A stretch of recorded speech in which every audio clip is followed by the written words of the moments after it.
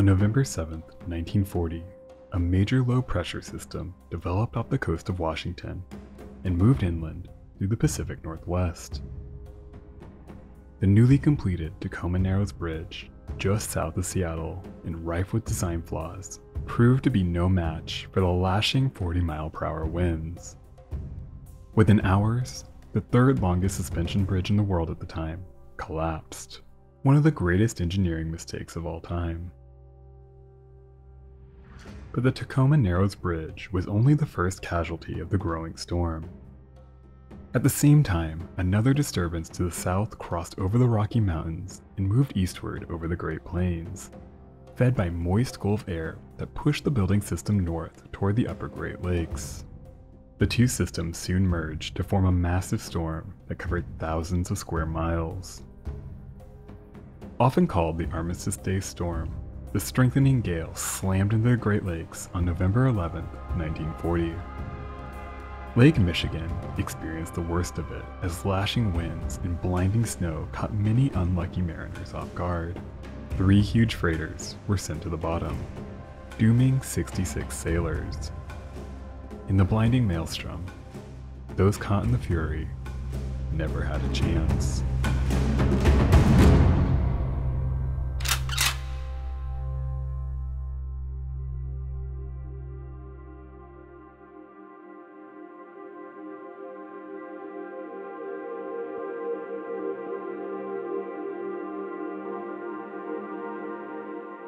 In the early morning hours of Monday, November 11, 1940, on the steamer Charles C. West, First Assistant Engineer John Schmidt was awoken by a fellow crew member.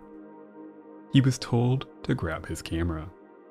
When he emerged on deck, Schmidt, an avid photographer, was delighted to see one of the most stunning sunrises he had ever witnessed.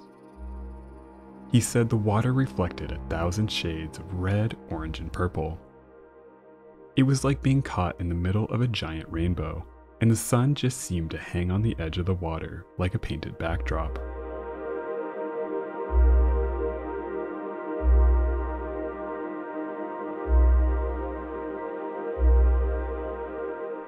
The air was unseasonably warm, and the lakes were calm. It was a lovely late-season day, and for the many steel freighters zigzagging across the lakes, it seemed that the 1940 season would end on a high note. By 1940, the Great Lakes were dominated by aging freighters. A flurry of building early in the century had long since passed, and the industry needs in the region were easily and efficiently met by a vast fleet of simple steel-hulled freighters.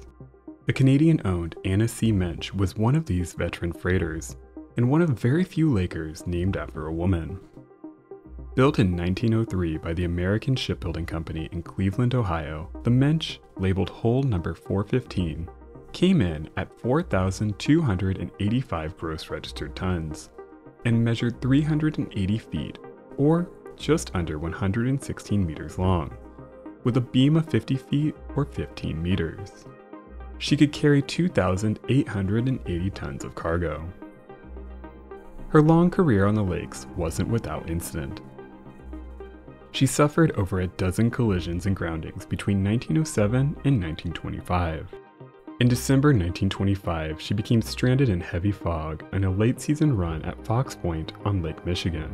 Tugs were deployed the following day to unlodge her. Once free, she began taking on water, but the flooding was quickly contained and the damage was repaired. In 1926, she was sold to the Western Navigation Company of Fort William, Ontario, and for the next 14 years, she enjoyed a relatively uneventful career.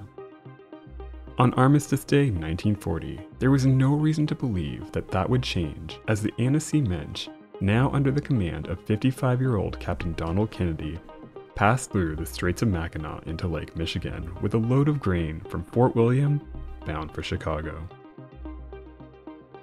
Weather forecasters carefully watched the coming storm, but they weren't sure exactly where it was heading or what intensity the low-pressure system would bring. Meteorology at the time was still in its infancy, and it was difficult to predict a storm with any degree of accuracy. So while it was clear that something was coming, few could have anticipated the full fury of what was to come.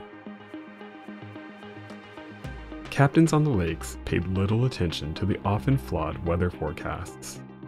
Instead, they relied on their experience, instincts, and barometers. Even by the early afternoon of Monday, November 11th, the weather was still deceptively pleasant. On the Annecy Mensch, Captain Kennedy continued sailing south, completely unaware of what lay just over the horizon.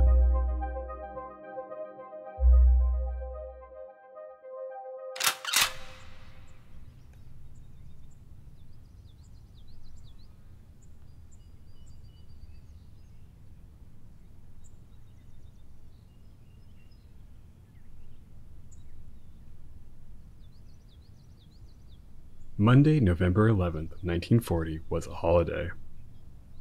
One not often remembered today in the United States, Armistice Day celebrated the end of World War I, the war to end all wars, or so it was thought.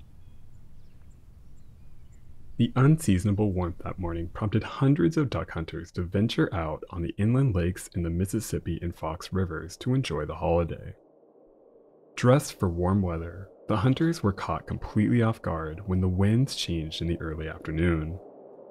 At midday, it was 65 degrees Fahrenheit outside, but within just a few hours, the temperature plunged to just 10 degrees, and winds surged to over 50 miles per hour. Hunters who rushed to their encampments to take shelter were overtaken by waves churned up by the storm. Others froze to death in their small boats, or drowned as they struggled to make it to shore. At least 49 duck hunters were killed in the Armistice Day storm. But they were just the first casualties. For the many freighters plying the lakes, the dramatic shift in the weather caught them equally off guard.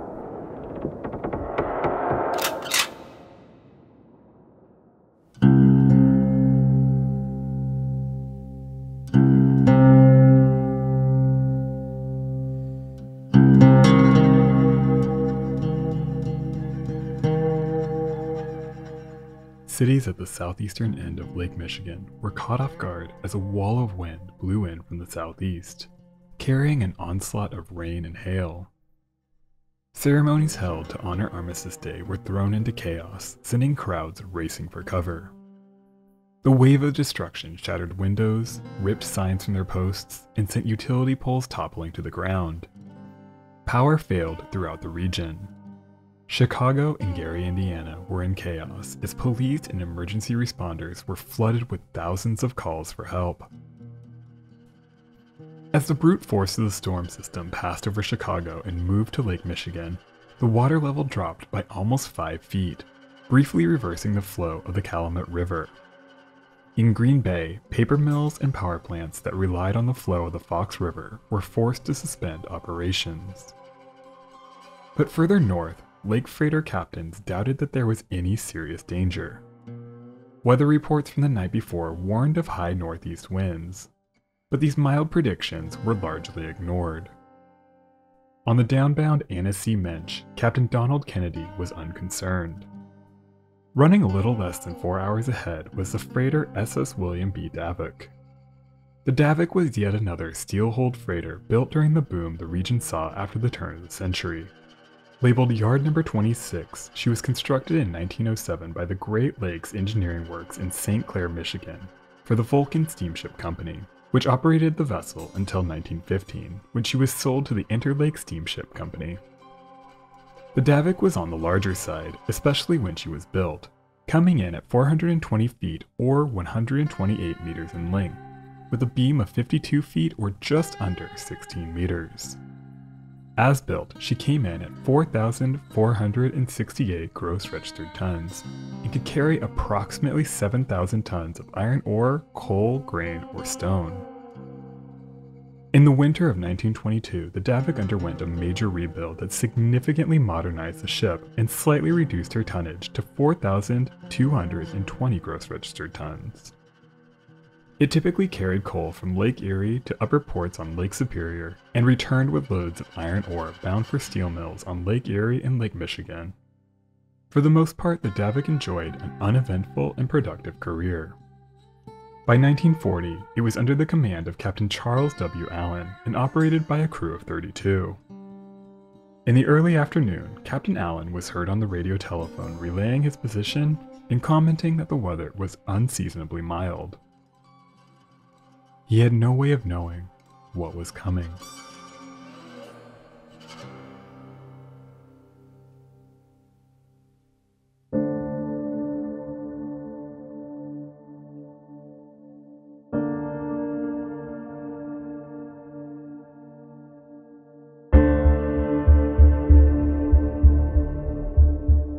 In Green Bay near Baltimore, commonly known as Death's Door, the 416-foot or 126-meter long Sinaloa was one of the first freighters confronted by the storm.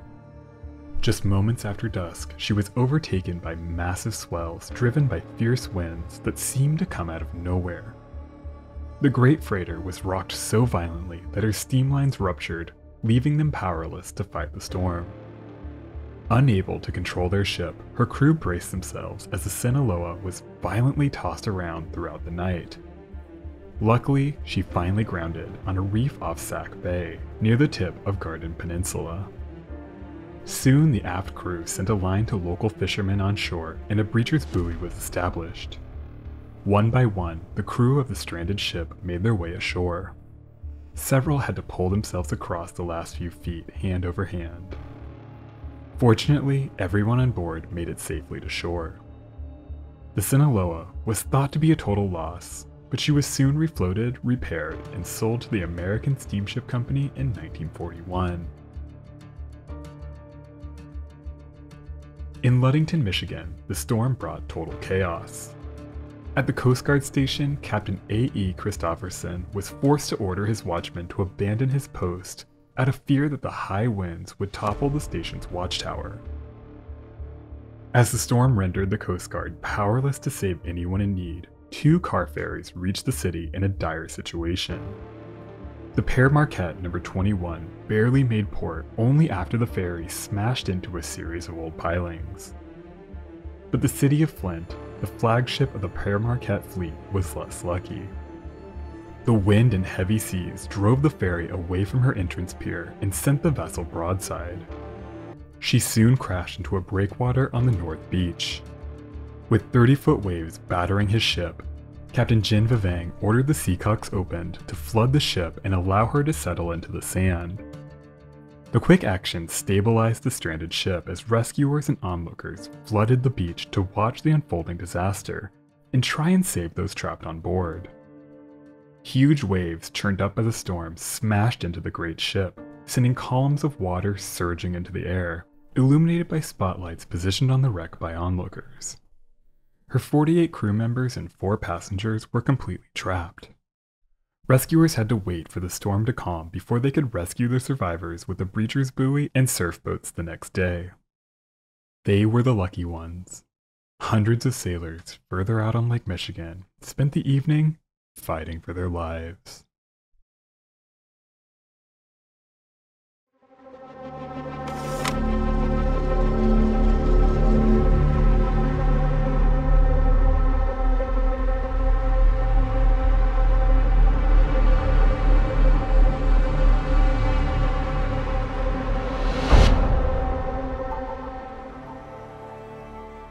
By Monday evening, much of Lake Michigan was consumed by the storm.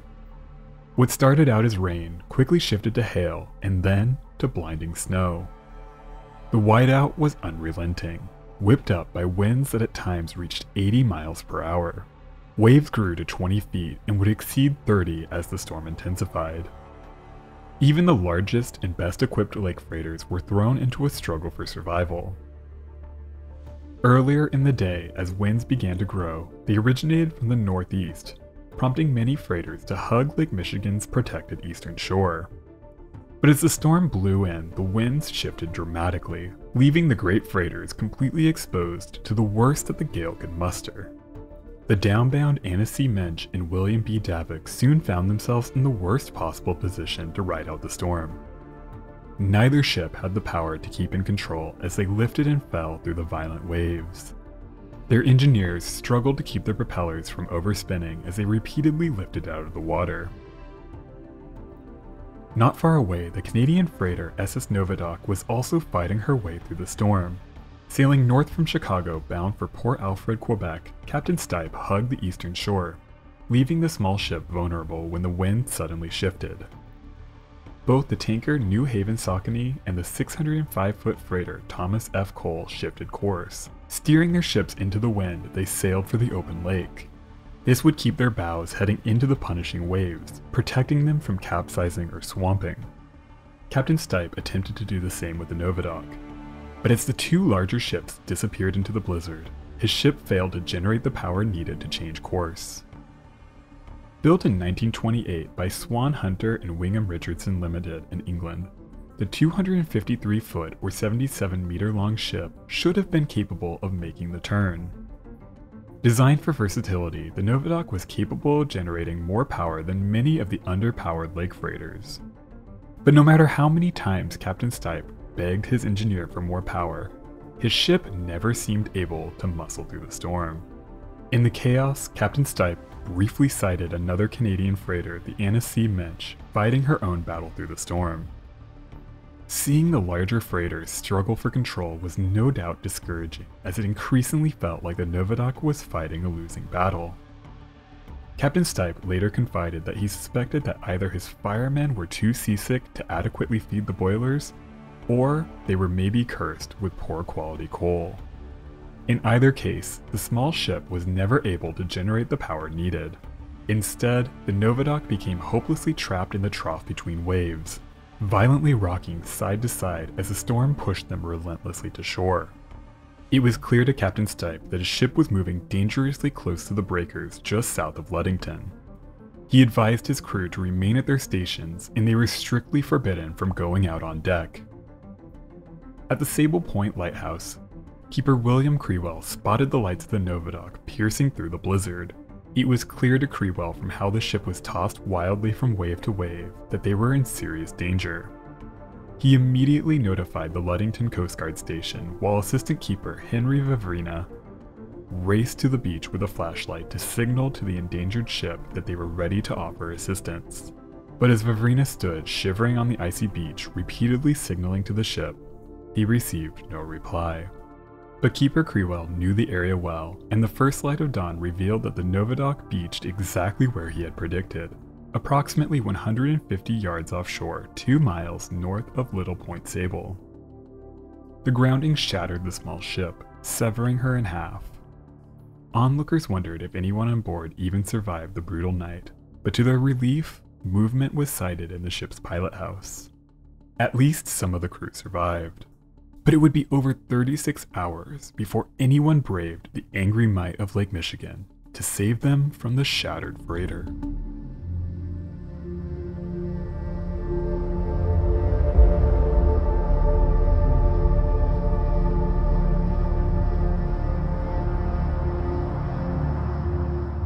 The night was less forgiving to others on Lake Michigan. Captain Stipe of the Novadoc was likely the last person to see the Anna C. Minch above water. Captain Donald Kennedy fought through the night to keep his ship on course. But as the storm mounted and the waves grew, he likely found it increasingly impossible to maintain his heading. For the aging freighter that survived over a dozen groundings and collisions throughout her nearly 40-year career, the brutality of the storm proved to be too much. At some point in the night, her hull split in two. From that moment on, her 24 crew members had only moments to react before they were thrown into the icy waters of Lake Michigan. With the ferocity of the storm, they had no hope of survival. All 24 people on board were lost.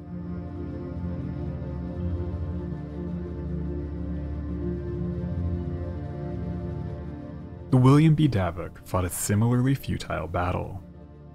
For a time, it probably seemed to Captain Charles W. Allen that his mighty freighter would survive the storm. But sometime in the night, a sudden jolt ricocheted through his ship. Suddenly, the rudder stopped responding to the wheel, and the ship plowed recklessly to the side, completely out of control as her power faded away.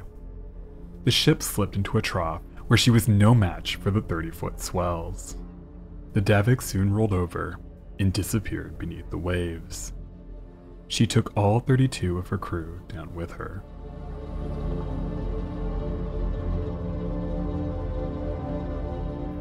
The sunken hull of the William B. Davik was discovered in May 1974, not far from the wreck of the Annecy Mensch.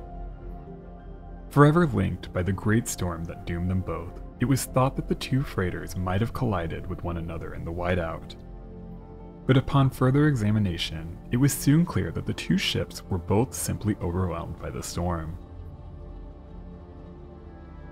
The Mensch broke in two, and it was found that the Davik's rudder was jammed hard to port. At some point that night, the punishing lifts and drops into the sea broke her rudder and crashed it into her propeller. From that moment on, the Davik was doomed.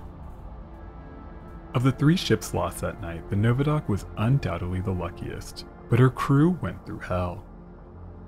While the wreck was known from the very first light on Tuesday morning, the local Coast Guard crews were completely overwhelmed by the storm and unable to mount any rescue.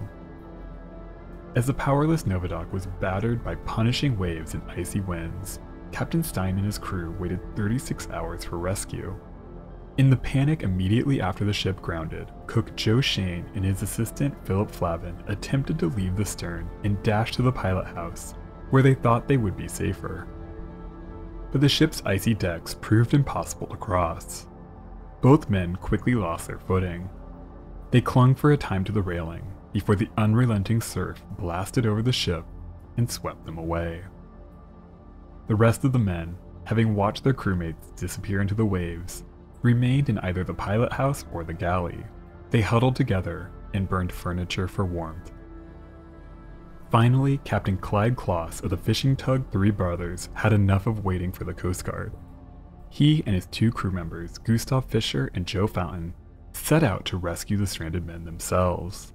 They pulled alongside the stricken ship and pulled the 17 survivors to safety. Amazingly, only 2 men were lost in the tragedy. The wreck of the Novadoc proved unsalvageable, and she remained on the beach until the unrelenting surf tore her apart.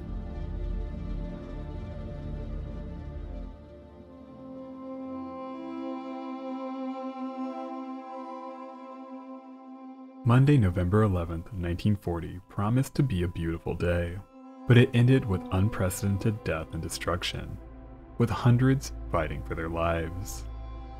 At least 66 sailors died on Lake Michigan in the Armistice Day blizzard.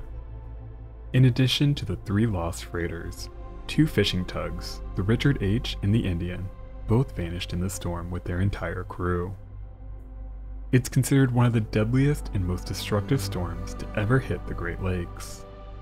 Like all too many Great Lakes stories, the tales of the Annecy Mensch and the William B. Davik are tragically incomplete. No one knows exactly what happened in their final moments.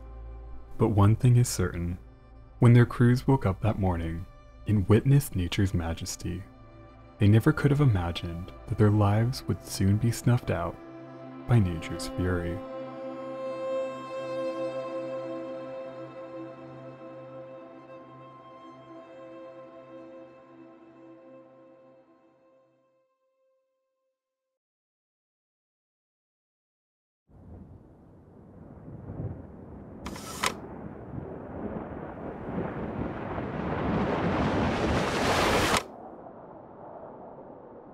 "26-year-old deck watchman Dennis Hale was asleep in his cabin on the Daniel J. Morrell when a dull thud jolted him awake.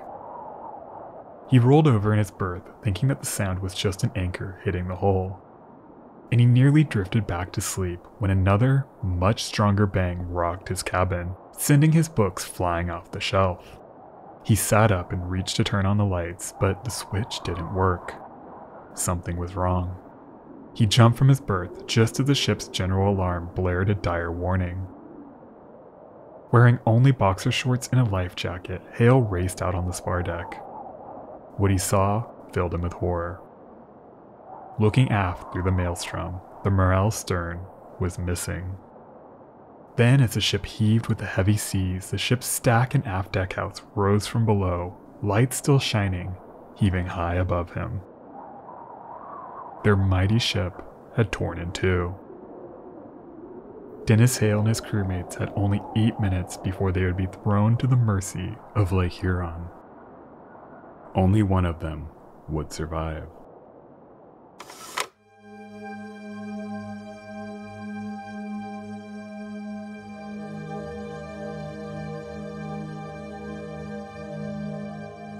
In the mid to late 1800s, demand for iron and steel skyrocketed as the United States rapidly industrialized.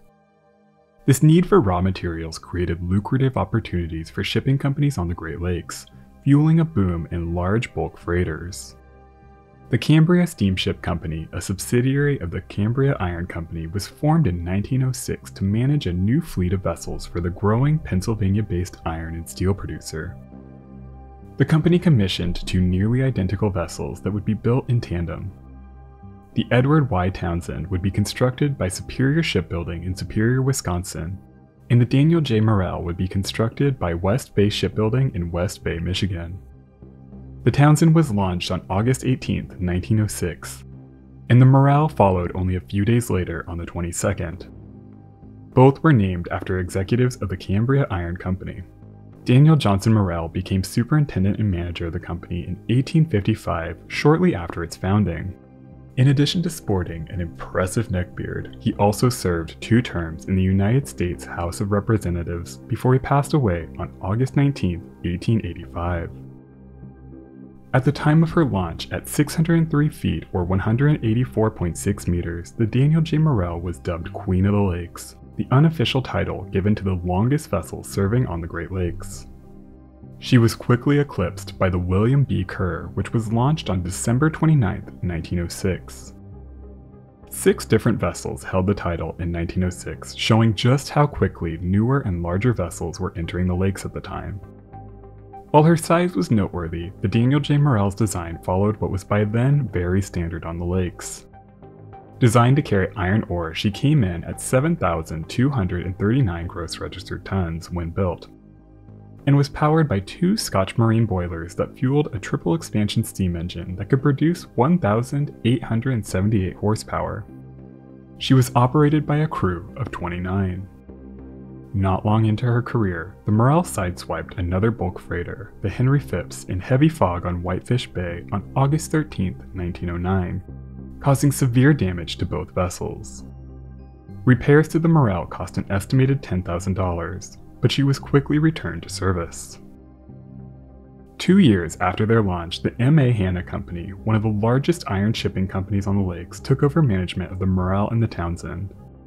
In 1923, Cambria was sold to the massive Bethlehem Steel Corporation, and the 2 ships soon passed to the Bethlehem Transportation Company, a subsidiary of the steel giant. Aside from her early collision with the Phipps, the Daniel J. Morrell's 60 years on the lakes were productive and largely uneventful. In 1922, she became the first bulk carrier on the lakes to use a gyro compass. In 1945, she was reboilered with 2 Babcock and Wilcox boilers. And in 1956, she underwent a major refit that replaced her power plant with a new 3-cylinder Skinner Uniflow engine, nearly doubling her horsepower. While she was showing her age, the Morrell easily passed her routine Coast Guard inspections. Lake freighters served extraordinarily long careers, and it looked in 1966 as though the Daniel J. Morrell would serve for many years to come.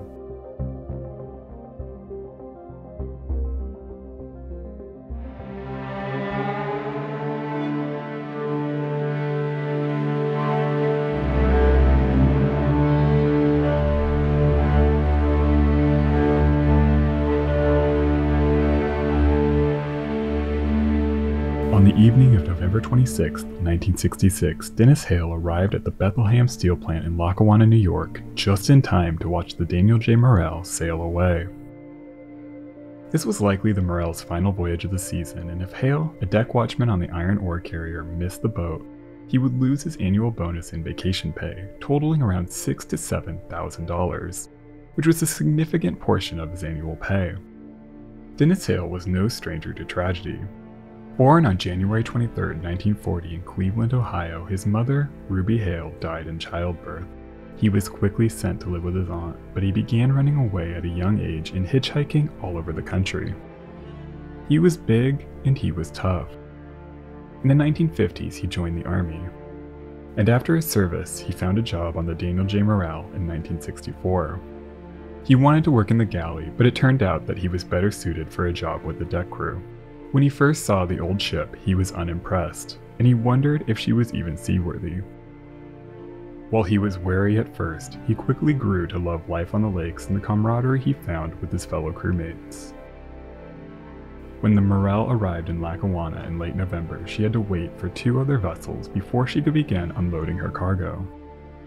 This gave Hale an unexpected opportunity to visit his home in Ashtabula, Ohio, and spend some time with his family. He requested a short leave while the ship waited to unload, but he misjudged how long it would be before the Morrell could set sail for Minnesota. It was already very late in the season. Typically, the Morrell would be laid up by this time of year, but a last-minute run had been added by the ship's owners, and Captain Crowley was eager to finish the voyage as quickly as possible. Hale watched the lights of the Morrell disappear on Lake Erie, and then he went to the Coast Guard station and radioed the captain. He was joined by another deckhand, 21-year-old John Graw, who also missed the Morrell. Already short on hands, Captain Crowley had little choice but to excuse the absences. The Morrell was scheduled to take on a load of coal at the Mullen Dock near Windsor, Ontario the following day. Hale and Graw could rejoin the ship there. Thankful for the reprieve, the 2 men loaded into Hale's car and began the long drive to Ontario, where they would board the Daniel J. Morrell for her final run of the 1966 season.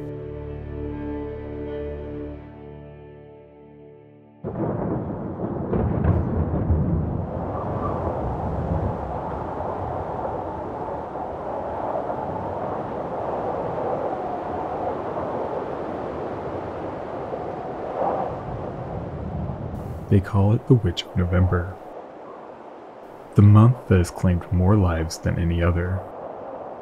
When winds can shift in an instant and waves build out of nothing, crashing relentlessly into ships one after another in a phenomenon called the Three Sisters. November marked the end of the shipping season when weather and ice blocked the lakes from even the largest of freighters. Tensions ran high in those days as captains tried to meet their quotas and get off the lakes before the Witch of November could claim them.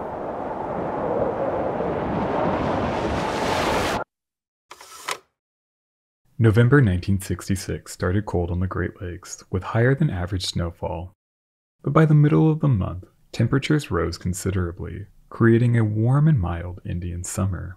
But Arctic air soon descended once again in the last week of the month, plunging the region into a cold and stormy winter. The month saw record snowfall, and blizzard conditions stranded hundreds after the Thanksgiving holiday, with the storm continuing over the coming days. In 1966, the Daniel J. Morrell was commanded by Captain Arthur Crowley. Crowley took his first job on the lakes when he joined the crew of the Lebanon the day after he graduated high school in 1937. He lived in Rocky River, Ohio, with his brother John and his widowed sister Mary.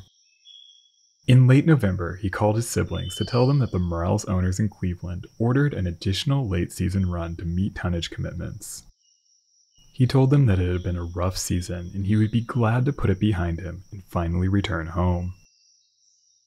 Captain Crowley was never particularly fond of life on the lakes, but he continued on nonetheless. Dwight Boyer's book, Ships and Men of the Great Lakes, recounts that he once told a friend, "There comes a day when you realize that you have too much time invested, too much equity, so to speak, to make a change."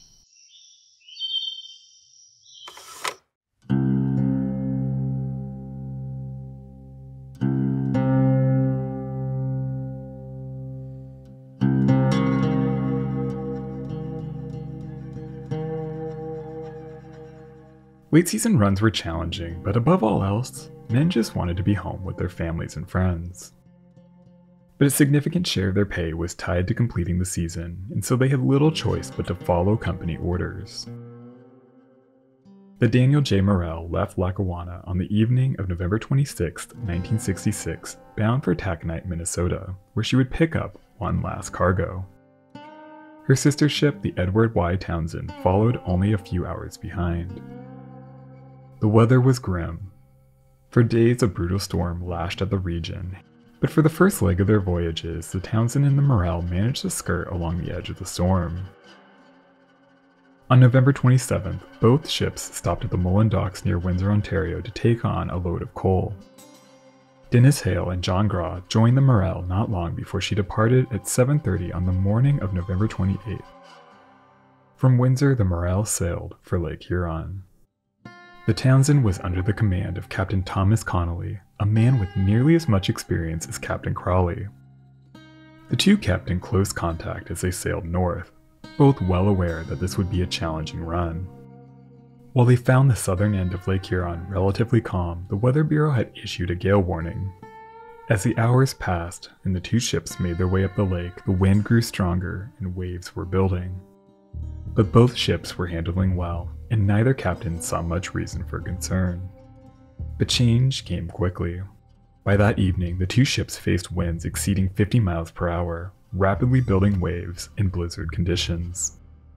The Morrell ran around 15 miles north of the Townsend. Both ships were rolling heavily as they struggled to stay on course. Waves came in 250 to 300 foot intervals, putting enormous strain on the 600-foot freighters as their bows and sterns repeatedly rose and fell with the punishing sea. The propellers now routinely lifted out of the water, causing overspinning, forcing their engineers to reduce power to prevent damage. At around midnight, Captain Connolly told Captain Crawley that he was considering seeking shelter to ride out the storm, and he wondered whether it'd be better to head to Thunder Bay or turn south and head for Port Huron. Captain Connolly was increasingly concerned with how the Townsend was handling. He ordered his crew not to travel between the forward and aft end of the ship. On the radio, he told Captain Crawley that he was concerned his ship would fall into a trough, a position he feared she would not be able to recover from before being swamped by the growing waves. Connolly made one last call to Crawley at 12:15 a.m. By now, winds exceeded 65 miles per hour, and waves were routinely breaking over the deck of the Townsend. Crawley shared Connolly's concern. He was also struggling to keep the Morrell on course some 20 miles or about 2 hours north of the Townsend. The two captains wished each other well and ended the call. It would be the last time Captain Connolly would ever speak to Captain Crawley.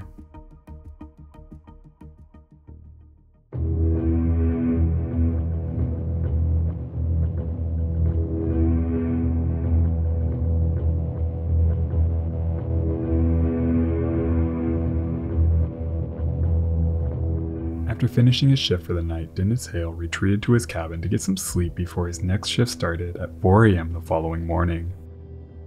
To wind down, he read from Carl Sandburg's Lincoln, a recommendation from his sister. The Morrell pitched and rolled, but Hale was used to the movements of a lake freighter, even in heavy seas, and he soon drifted off to sleep.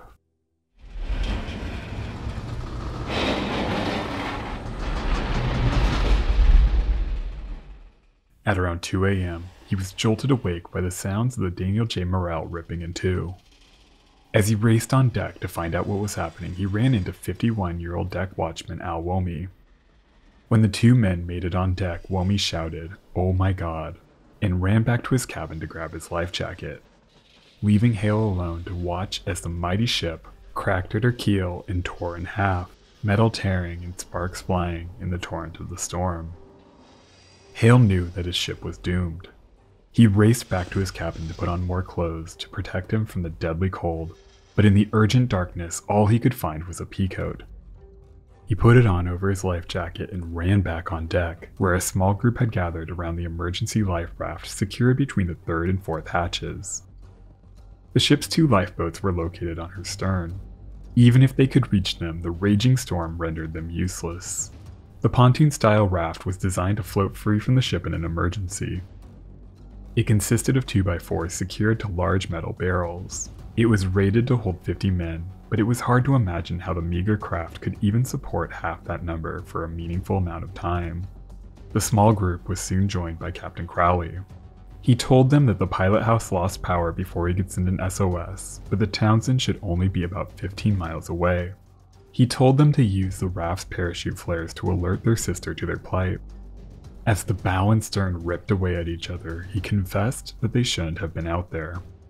The storm was far more severe than he had anticipated. The ship's stern remained deserted, and they wondered if the engine crew even knew what was happening. Then, through the icy rain and snow, they saw oiler Don Worcester step out on deck. He stood staring forward and barely moved. Then, with a great shudder, the two halves of the ship finally separated. The bow, now significantly lighter, tossed and rolled as waves 25 feet or higher washed over it. For a moment it seemed the stern, with its lights still shining and its cargo holds open wide, glowing red as water was pouring in, would crash into the bow.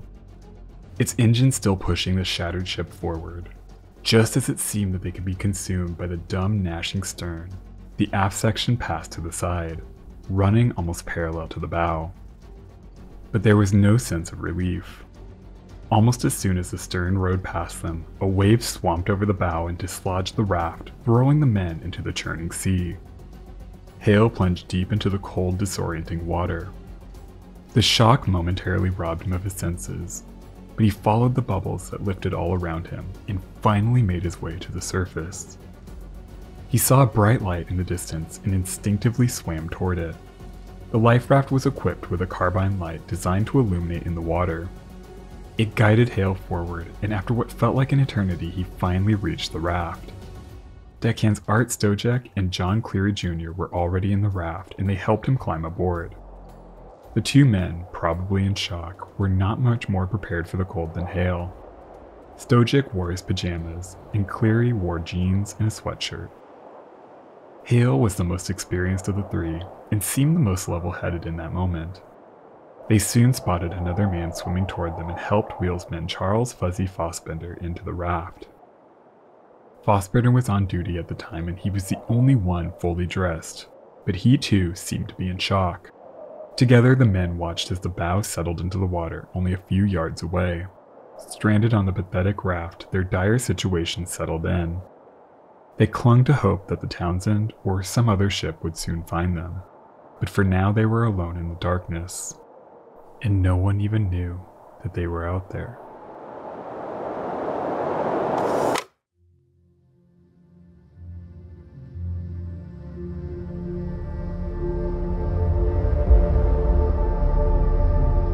On the Edward Y. Townsend, Captain Connolly kept his radio tuned to channel 51, the frequency reserved for distress calls. It had been almost 2 hours since he had heard from Captain Crowley on the Daniel J. Morrell, but Connolly held out hope that Crowley's radio simply failed in the storm. After a difficult night, the Townsend seemed to have survived the worst of the storm. The following afternoon, as she limped on, approximately 45 inches of water was discovered in her cargo hold. Connolly initially assumed that this was normal leakage from a ballast tank. The Townsend was then ordered to stop at Lime Island in the St. Mary's River to take on bunker fuel. As the crew surveyed the ship, they found numerous loose rivets and a crack in her number 10 hatch. The damage was troubling, but nothing too alarming. Her owners reported the damage to the Coast Guard and then ordered the Townsend to sail at a reduced speed for Sault Ste. Marie, where she would receive a more thorough inspection. The Daniel J. Morrell broke in two at approximately 2 a.m. on November 29, 1966.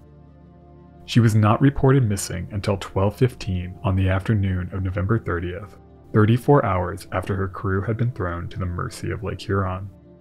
While the Morrell failed to call in their required report on the previous day, since no distress call had been sent out, her owners assumed that there was nothing to worry about. The Townsend made it through the same storm, and it was thought that the Morrell likely just sustained damage to her radio equipment. But after calling several captains in the area and still receiving no word of the missing freighter, concern slowly grew. After she failed to arrive in Taconite, Minnesota, the Coast Guard was finally alerted to the situation. Only a short time before the call was made, the freighter C.G. Post made a grisly discovery 8 miles north of the Harbor Beach Breakwater Lighthouse, when they found a body floating face down in the water. He wore an orange life jacket bearing the words, Daniel J. Morrell.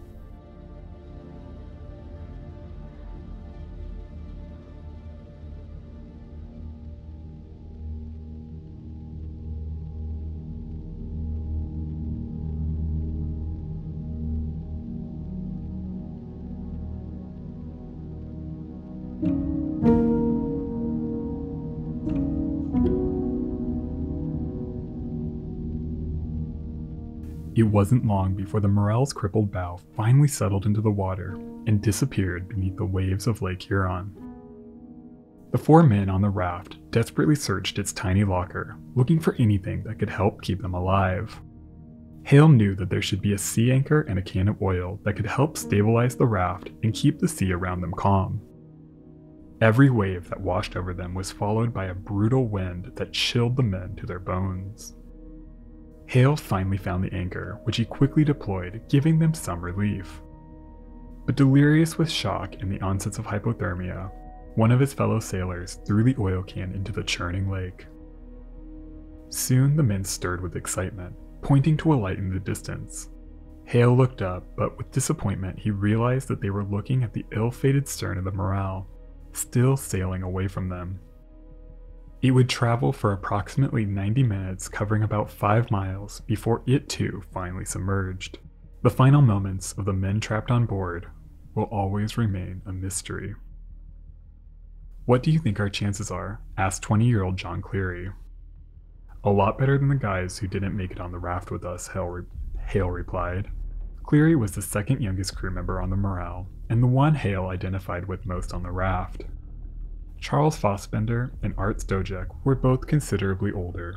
Stojek supported not only his wife and 4 children, but also his wife's parents. Without him, they had nothing. Hale fired off a series of flares, but after the second one sputtered in the air, much lower than Hale had hoped, and disappeared in the waves, the flare gun broke. It could only be fired if it was awkwardly held together. Realizing that there was no one close enough to see the reddish-orange lights, Hale and the other 3 men settled in. In the darkness, Hale prayed that he would die. His bare legs had lost all feeling, and he put his hands in his mouth to try and keep them warm. Periodically, he would stir the other men awake. He knew that sleep would bring death. Soon it was dawn, and the gray sky lit up to reveal their desperate isolation, with nothing but water in all directions. John Cleary lay face down in the raft. Hale nudged him, and then turned him over. His skin was pale, and white foam trickled from his mouth. The young man died sometime in the night.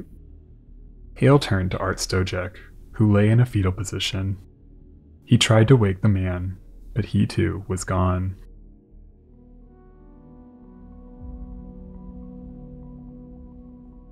Panic swept over Hale as he realized that he might be the last man alive. But to his relief, Fassbender replied, still clinging to life. The 2 men tried to stay optimistic. They speculated that help had to be coming soon, though neither knew for sure whether anyone was even looking for them. In the morning light, Hale realized that Fassbender had been seriously injured when he escaped the sinking ship. His chest and shoulders were crushed, and while he seemed in good spirits, he had developed a deep, hacking cough. The 2 men didn't speak much. A few hours later, Fassbender sprung up. He said he could see land. Hale saw it too, but he knew that they were too weak to paddle the raft anywhere. And even if they could reach land, neither had the strength to walk anywhere. They would be just as stranded as they were now. As dusk began to fall, Fassbender's cough grew worse. He said it felt like something was blocking his lungs, and Hale suggested that he try to cough it up. Fassbender braced himself and hacked violently, but nothing came up. He tried again before collapsing. He was dead, and Hale was alone. It grew dark, and Hale realized that he was about to face another night out there. By now the raft had drifted only a few hundred feet from the shore, but Hale didn't have the strength to move. He saw the lights of a house in the distance. He called out for help, but he was too weak and far away for anyone to hear him. He looked at his frozen crewmates. The sight of John Cleary, a young man with his whole life stolen away from him, filled him with rage. And Hale, a religious man, cursed God for making them suffer like this. By the next afternoon, Hale was in the advanced stages of hypothermia. He picked ice from his coat and ate it to try and stave off dehydration, before suddenly an old man in a white robe with a bluish tent appeared before him and told him to stop. The man that Hale decided to call Doc then disappeared.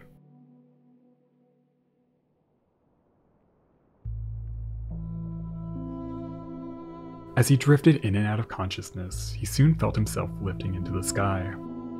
He drifted to a cloudy land that he had never seen before, filled with light and vivid colors. Across a bridge, he saw relatives who had passed away, smiling at him with warmth. He saw his mother, the woman who died giving birth to him. He saw events from his life, happy and sad. Doc appeared once again and told him that everything that happened to him had taught him something about life.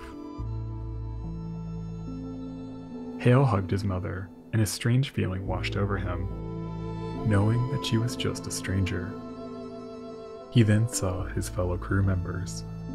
They hugged him one by one, happy to see him. They all seemed innocent and childlike. Everyone was happy and laughing and filled with joy. He later said that when he was in the clouds, all he could feel was love. But then the Morrell's third mate, George Dahl, turned to Hale and asked him what he was doing there. He said, "It's not your time. You have to go back." And with that, Hale was back in the raft, filled with pain and numbness, rocking with the unforgiving waves of Lake Huron.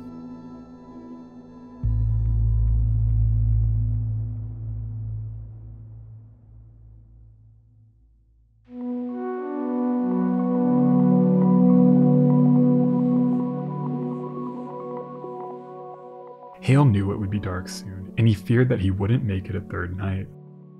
But then, he heard a noise.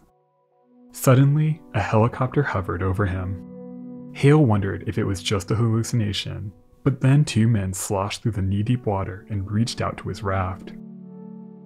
He was too weak to move.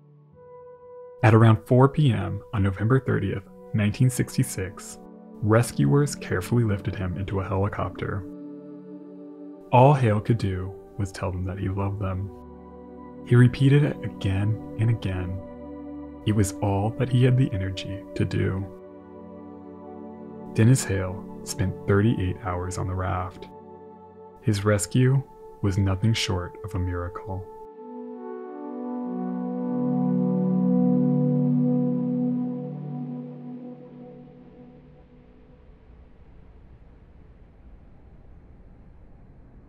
The loss of the Daniel J. Morrell sparked outrage and launched a series of investigations.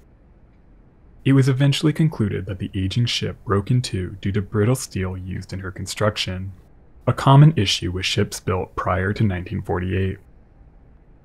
When the Townsend was inspected, the damage discovered was far more extensive than previously thought. Numerous fractures, some old and some new, were found throughout her hull. Her sailing papers were revoked, and she spent the next 2 years in layup awaiting her fate. Finally, the Edward Y. Townsend was sold for scrap, and she eventually was towed unmanned, bound for a scrapyard in Spain. But on October 7, 1968, she broke free from her tugboats in a storm on the North Atlantic. Before she could be recovered, she split in half at almost the exact same spot in her hull as the Morrell and quickly sank, ironically not far from where the Titanic was lost. The Morrell disaster taught officials that lifeboats were useless when a ship goes down in a storm on the lakes, and there was a dire need for equipment that could help stave off hypothermia.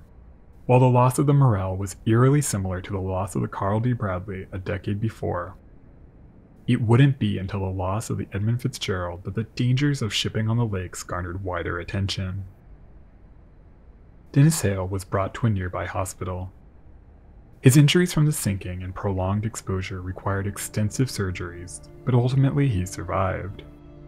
For years he refused to talk about what happened on the Morrell.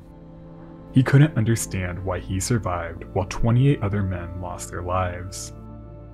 Racked with survivor's guilt, Hale eventually sought the help of a therapist who suggested that he try sharing his story. From then on, Hale made it a mission to share the story of the Daniel J. Morrell and the crewmates who lost their lives that night. He wrote 2 books about his experience and gave numerous interviews. The work gave him purpose. On September 2, 2015, his life was taken by cancer. He was 75.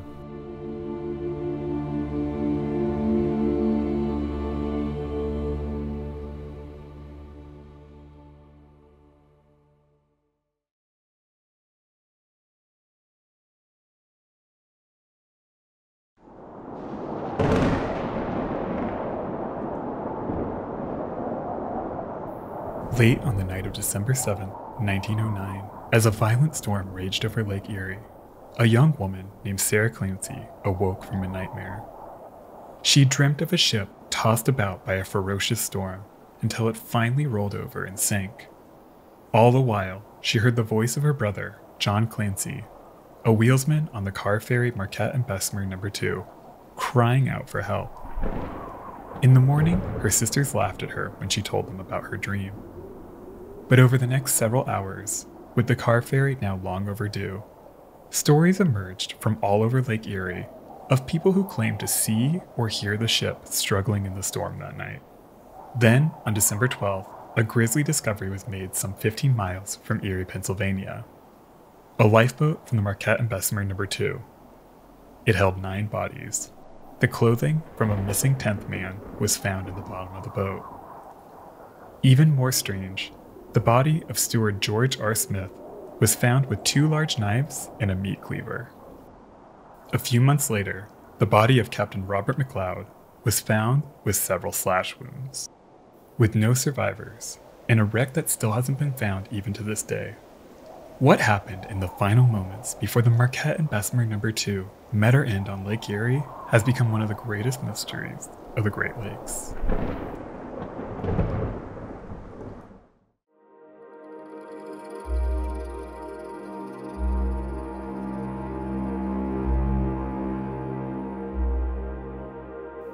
On the morning of December 7th, 1909, Purser R.C. Smith stood on the dock at Conneaut, Ohio, and counted train cars as they were carefully loaded into the Marquette and Bessemer No. 2.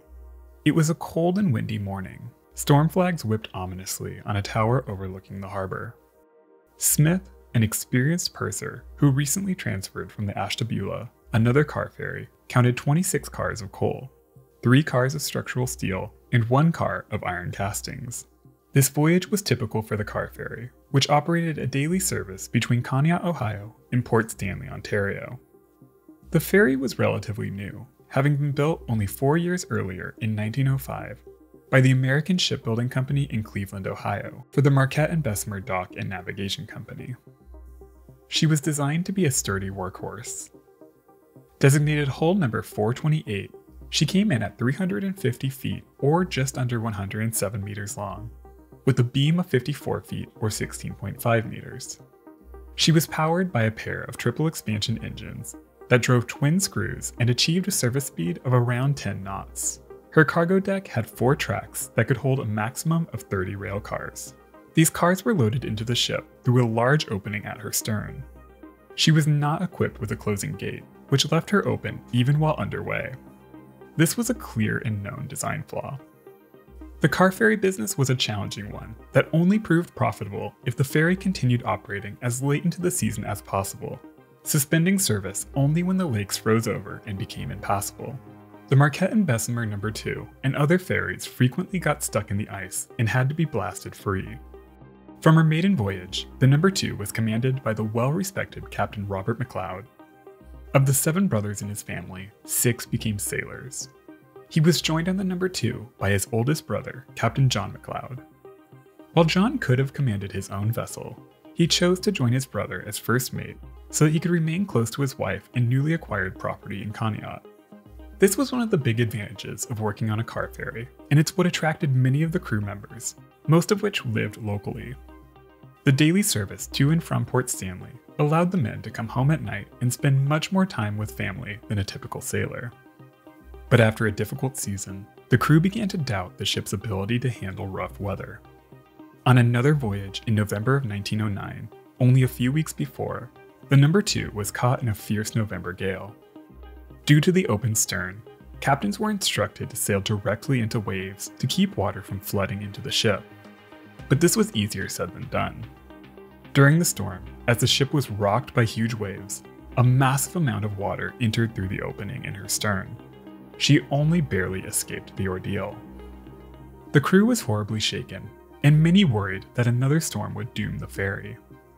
Following this disastrous voyage, Captain McLeod complained to the company about the safety of the open stern, and they agreed that a gate would be installed at the end of the season. But in the meantime, the No. 2 would continue sailing, and on the morning of December 7th, as storm clouds built over Lake Erie, loading continued as normal.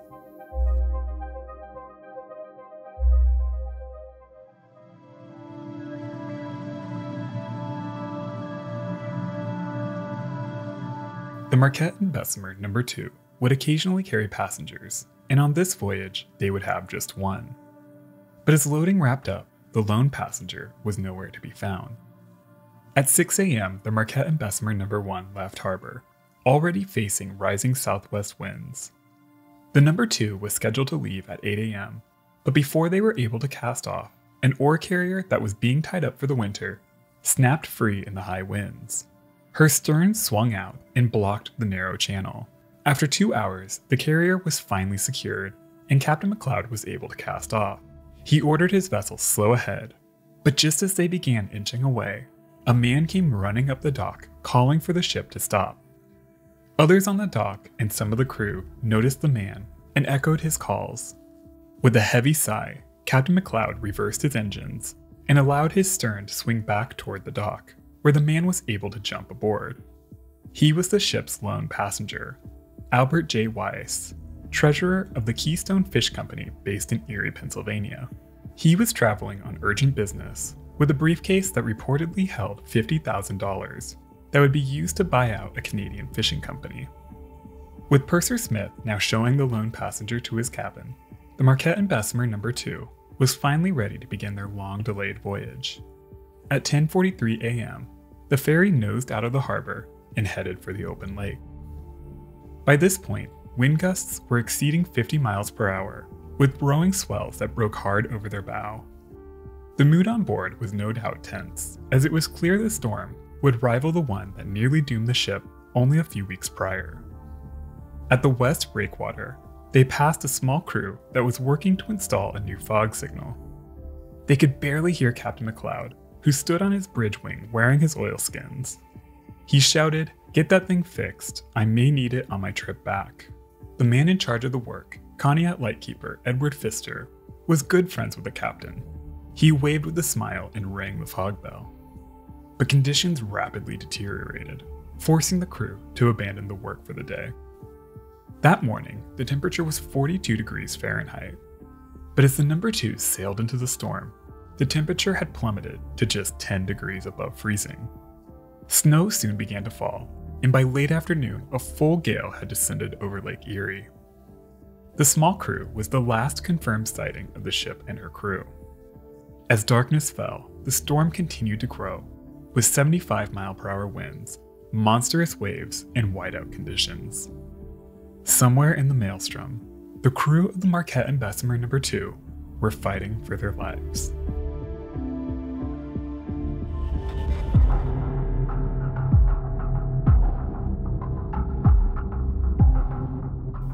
In the early evening of December 7th, a Canadian customs officer, Mr. Wheeler, watched as the storm raged over Lake Erie from his home in Port Stanley, Ontario.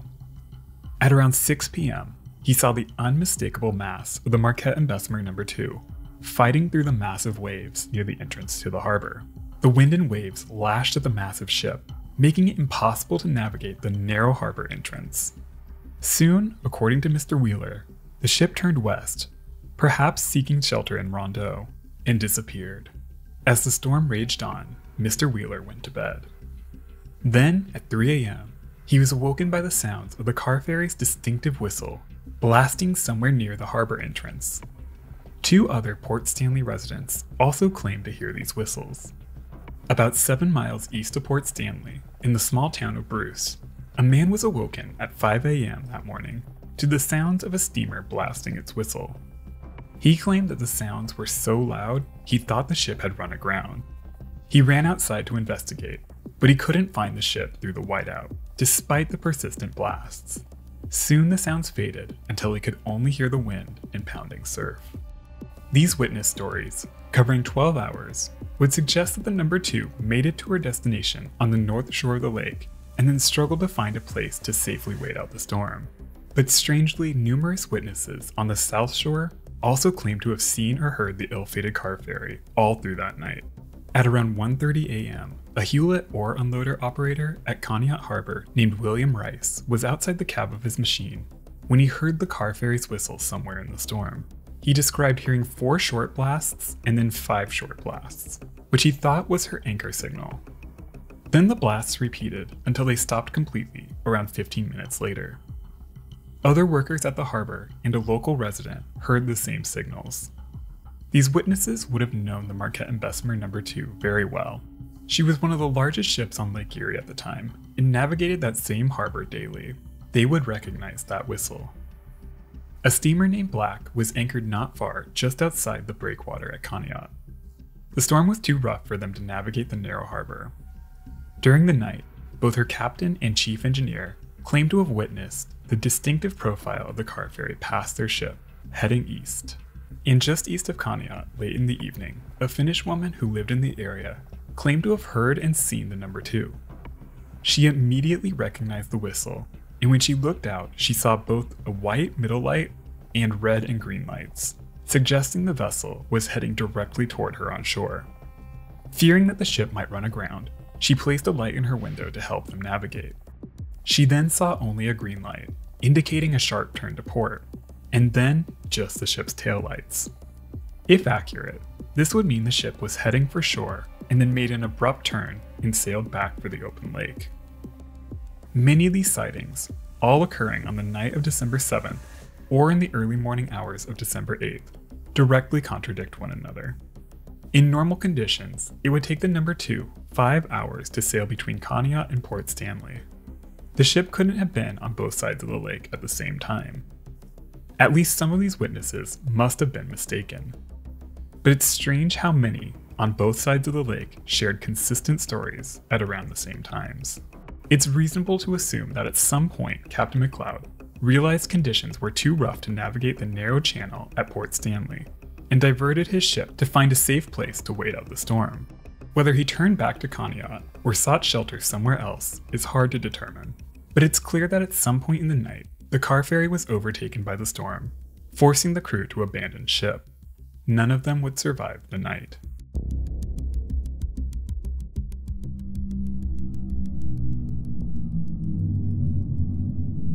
By the morning of December 8, 1909, the Marquette and Bessemer No. 2 had not arrived in Port Stanley or returned to Conneaut. At first, this was not cause for alarm. It was presumed that the ship sought shelter somewhere in the lake, perhaps off Long Point. She did not have wireless equipment on board that night, though there were apparently plans to install this equipment on the ship soon. Before wireless was widely adopted, it wasn't uncommon, especially after a storm, for ships to go missing for several hours or even days. Still, her sister ship, the Marquette and Bessemer No. 1, was sent to search for the missing vessel. But no traces were found until December 10th, when the bulk freighter SS William B. Davik sailed through a debris field west of the tip of Long Point. In addition to several chunks of woodwork, likely from the ship's superstructure, they also spotted an abandoned lifeboat. While they didn't see a name on any of the debris to indicate what ship it came from, they noted that many of the pieces and the lifeboat were painted green, the same color as much of the No. 2 superstructure. Not seeing any signs of life or bodies, the William B. Davik, wishing to maintain her schedule, sailed through the debris field without stopping or picking anything up. They would later be criticized for this move, especially not taking a closer look at the lifeboat. But a few days later, on Sunday, December 12th, the most grisly traces of the Marquette and Bessemer No. 2 were discovered by Captain Jeremiah A. Driscoll of the Pennsylvania State Fish Commissioner's tug, the Commodore Perry, while searching for the missing ship. Floating some 15 miles off the shore of Erie, Pennsylvania, they discovered the car ferry's lifeboat No. 4. It held the frozen bodies of 9 crew members and clothing that belonged to a 10th man, who was believed to have suffered paradoxical undressing during the late stages of hypothermia and jumped overboard. None of the bodies were dressed in warm clothing, suggesting that they abandoned their ship quickly. But the strangest discovery was found on the body of steward George Smith, who had 2 knives and a large meat cleaver from the galley. Soon more debris was discovered on the shore near Port Burwell, Ontario, including the ship's 2nd lifeboat and a buoyancy tank from a 3rd lifeboat. The 4th and final lifeboat wasn't discovered until the spring of 1910, when it was found broken in 2 on a breakwater near the harbor in Buffalo, New York. No bodies were found in or near any of these other 3 lifeboats. The bodies of only 5 other crewmen were discovered in the months that followed. First mate John McLeod was found on April 6, 1910, in the Niagara River, frozen in the intakes of the Niagara Falls Power Company. His brother, Captain Robert McLeod, was found in Kincardine, Ontario, on October 6, 1910. The body of Sarah Clancy's brother, wheelsman John Clancy, was never found. The captain's body had sustained numerous slash wounds. This discovery was quickly linked by some to the knives found on the body of steward George Smith. In one of the most detailed accounts of the tragedy, and a main source for this video, Ghost Ships of the Great Lakes, published in 1968, author Dwight Boyer speculates that as the ship took on water, there could have been some type of altercation between the officers and the lower-ranking crew who might have prematurely tried to abandon the ship. But it's important to remember that this is just speculation, with no real evidence to back it up. The captain's body spent 10 months in the lake, and the slash wounds could have come from any number of things during the sinking or after. What happened in those final moments will never be known, but one can imagine the hell Captain McLeod went through that night as he battled the storm in a ship that he knew couldn't handle such brutal conditions.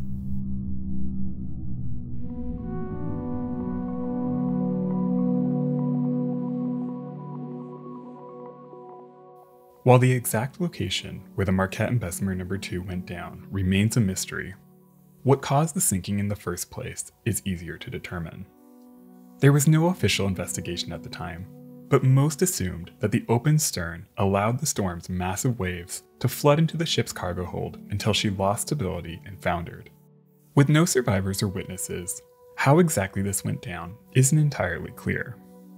The flooding could have occurred over time, with multiple waves washing into the ship, forcing open access panels and extinguishing her boilers, rendering the ship powerless in the storm. But it's also possible that one large wave flooded through her stern and sent her plunging to the bottom in just minutes.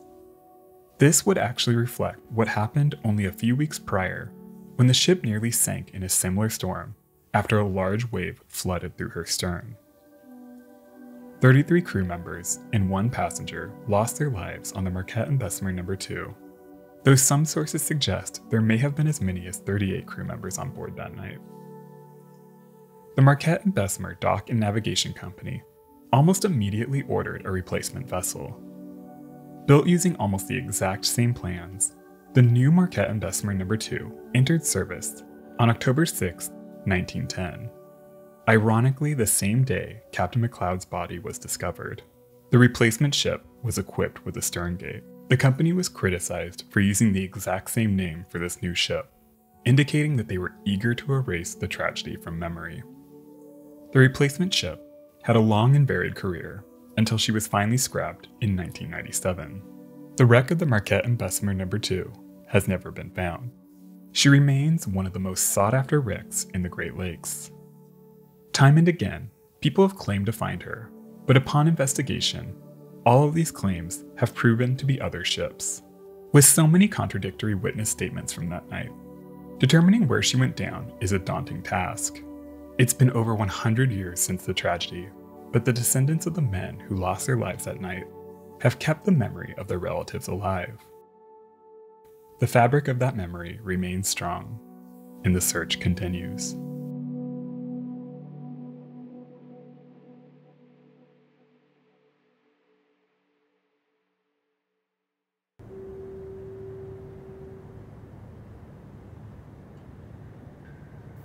In the early morning hours of November 29, 1909, Captain Richard Humble found himself trapped in a nightmare. Only hours after his freighter, the Mataafa, left port, they were enveloped in one of the worst storms to ever hit the Great Lakes.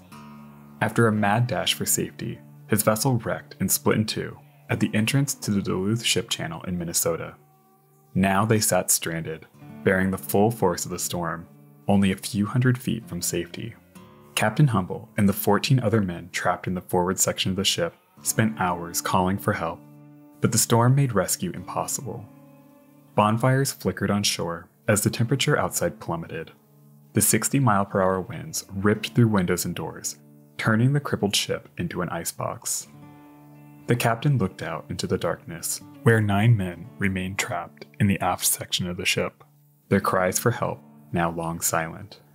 Back inside, he found deckhand Harry Larson sitting on the floor, his head drooping as he nodded off. The captain jostled the young man awake. In these freezing conditions, sleep meant death. To keep his crew awake, Captain Humble ordered everyone to their feet.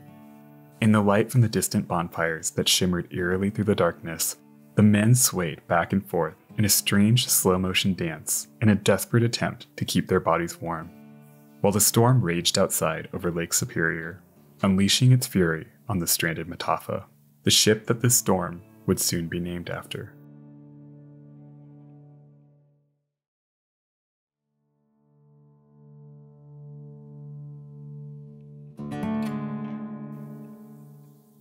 "32-year-old Captain Richard Humble and his freighter the Mataafa had been sitting in port in Duluth, Minnesota for almost a full week. A series of brutal storms made for a disappointing season, and pressure was mounting to get in one final run. Captain Humble was young, but he already had 6 years of experience captaining ships on the Great Lakes, and he was well liked by his crew. The Mataafa was also relatively new. Built by the Cleveland Shipping Company in 1899, she was originally named SS Pennsylvania, but was quickly renamed after only a couple of runs. She came in at 430 feet or 130 meters in length, with a beam of 50 feet or 15 meters. While the Mataafa was large, her design was simple. Her engines only produced a modest 1,200 horsepower. She lacked a stern deckhouse and instead had what was known as a submarine stern, with her galley and aft crew quarters housed within the hull. Her aft and forward crew areas were divided by cargo holds, with no way to access each other aside from walking the open deck, exposed to the elements. The forward crew quarters housed the higher-paid members of the crew, including the captain, his mates, the wheelmen, and watches. Firemen, oilers, the cook, porter, and steward were all housed in the stern. The Mataafa was owned by the Pittsburgh Steamship Company. Outwardly, they urged their captains to use good sense when gauging weather conditions and avoid putting their steamers at undue risk.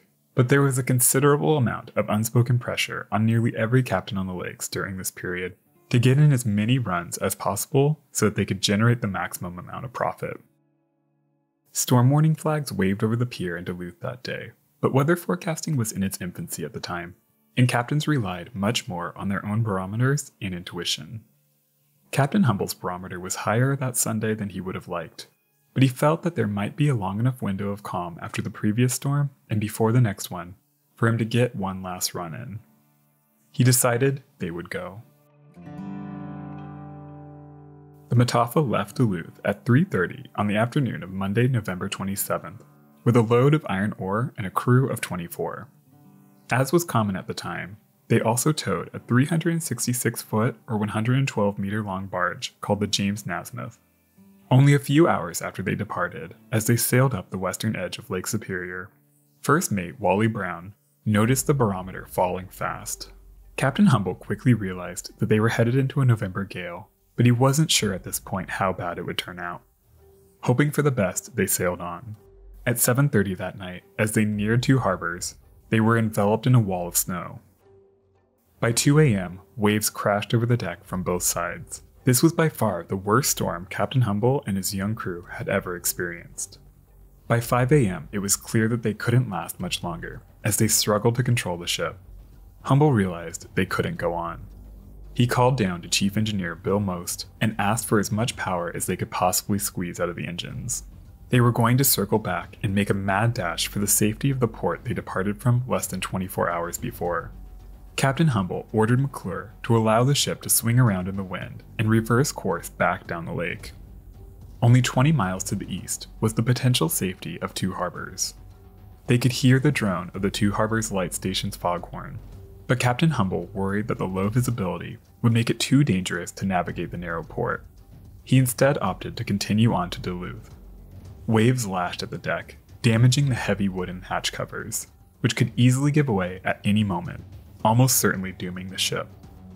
Through all of this, Captain Humble watched nervously as the barge behind them rose and fell with the waves. In order to reach safety, the Mataafa would have to navigate between the two stone piers of the Duluth ship channel. It was clear that if they attempted the maneuver with the unpowered barge in tow, it would almost certainly end in disaster for both vessels. He made the difficult decision to cut the James Nasmyth loose. Without any power of their own, this decision would almost certainly doom the barge and her crew. After the tow lines were cut, the Nasmyth dropped anchor and hoped for a miracle as the Mataafa sailed on. Miraculously, that miracle came for the Nasmyth. Her anchors held through the storm, and the crew survived the long and terrifying night, before being rescued when the storm broke the next day. The crew of the Mataafa wouldn't be so lucky, as Captain Humble aimed his ship for the narrow channel.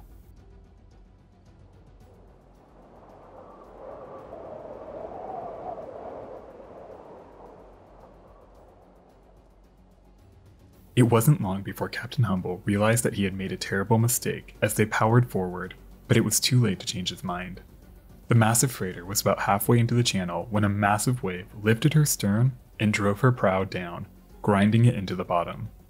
Waves pivoted her stern, slamming it into the northern pier. Captain Humble desperately tried to regain control, but the impact sheared off her rudder. She was now at the mercy of Lake Superior. Her prow was sucked back out toward the open lake as her stern smashed into the south pier. Humble made one final desperate call to the engine room to ask for more power, but the engines were jammed. Bill Most shouted, "It's all up, boys," as the men raced out of the flooding engine room. When they made it to the aft deck, they found everything covered in an icy slush. The Mataafa drifted powerless for a few moments before finally grounding just outside the north pier. Sitting perpendicular to the shore, every wave smashed over the ship, and a crack soon formed at hatch number 8, splitting the ship in two. The water around the wreck swirled red as her cargo of iron ore spilled out. Everyone stranded on the Mataafa was in grave danger, but the situation for those trapped in the stern was considerably worse. With the engine rooms flooded, there was no way to relight the boilers and generate heat. The split in the hull left the stern sloping down, with the crew quarters, already low in the hull due to her submarine stern design, partially submerged in the water. Throughout the ordeal, Duluth residents gathered on the shore to watch the freighters fight through the storm. Several bonfires were lit to keep the people on shore warm and to create beacons to help guide vessels to the harbor. One of those trapped in the stern was second mate Herbert Imai, who had gone aft to release the barge's tow lines.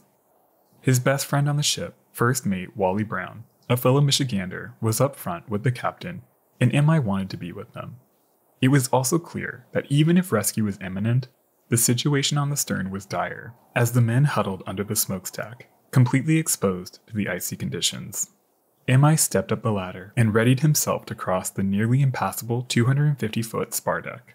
Another Michigander, fireman Charlie Byron, followed, along with porter Fred Saunders and fireman Thomas Woodgate, one of the strongest men on the ship. Imai watched as the waves smashed over his path to safety, counting the timing between the waves. Once he learned the rhythm, he stepped out as a wave receded and made his way forward, crouching on all fours, clinging to the wire rail. When he counted down to the next wave, he braced and shielded his head as water crashed over him. The water was thick with driftwood and wreckage. As it receded, he inched forward again until the next wave hit.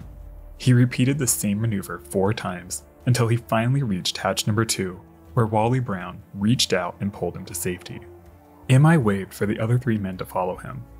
Fred Saunders nodded and stepped out onto the spar deck. Crowds on shore watching the whole situation cheered as the small man followed Imai's lead, bracing as a wave slammed him into the deck. Then came the next wave. Saunders kept his hold and inched forward. Another one smashed into him, nearly pulling him off the deck, but he held on. Finally, after the 4th wave, Saunders made it to the safety of the forward deckhouse. Next came Thomas Woodgate. Crowds on shore, many watching through spyglasses, cheered when they saw the large, muscular man step forward. Woodgate followed the same rhythm as the 2 men before him, but a massive wave swept into him and pulled him over the side. Woodgate managed to keep his hold and pulled himself back up on deck. He inched forward, but another wave pulled him over. Again he recovered, but then a 3rd wave pulled him over the side. This time, his head smashed into the steel plating. He climbed back on deck and decided that he couldn't take any more, and he retreated back to the stern. Watching this all unfold, Barn wasn't discouraged. He counted the rhythm of the waves and finally ventured out. After several waves crashed over him, he finally made his way to the safety of the forward deck house. He was the last man to cross over. Chief Engineer Bill Most nearly made an attempt, but seeing Woodgate return convinced him that he couldn't make it. Captain Humble, who earlier made an unsuccessful attempt to reach the men in the stern, wanted his crew together. Now, 15 men were up front and 9 were in the stern. While they were only separated by 250 feet of spar deck, they might as well have been on different planets.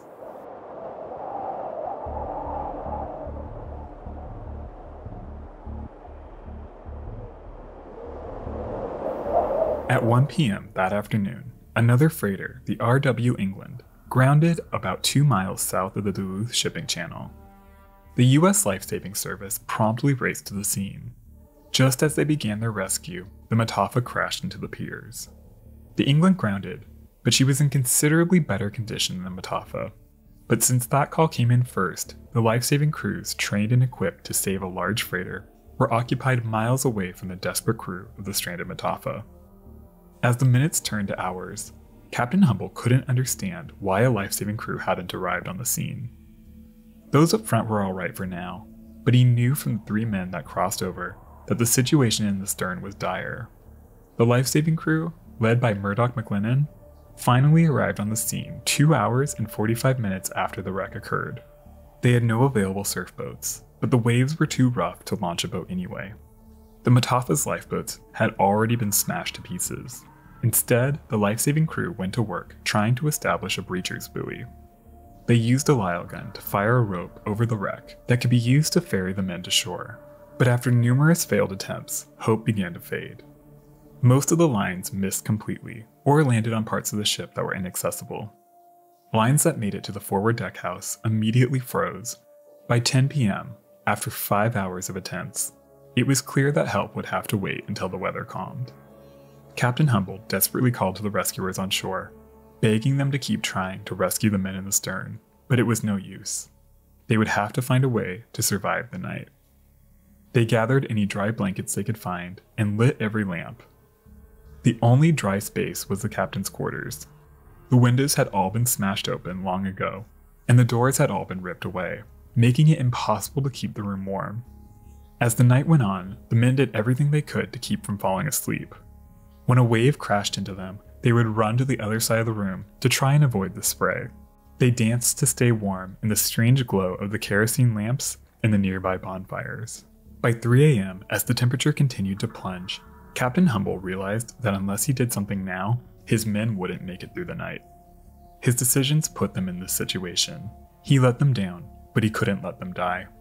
He waded into the flooded quarters, filled with at least 3 feet of icy slush, and found a jar of kerosene, some dry matches, and a few rags.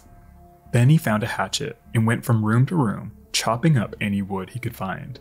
He brought it back to his quarters and filled his bathtub with the scrap wood, doused it with kerosene, and lit a fire. The 15 men crowded around. The small fire kept them warm until the pre-dawn light slowly crept into the room. Humble stepped out on deck at 7:30 on Wednesday morning, where he saw a life-saving crew rowing toward them in a lifeboat. Relief washed over him, knowing that their icy hell would soon be over.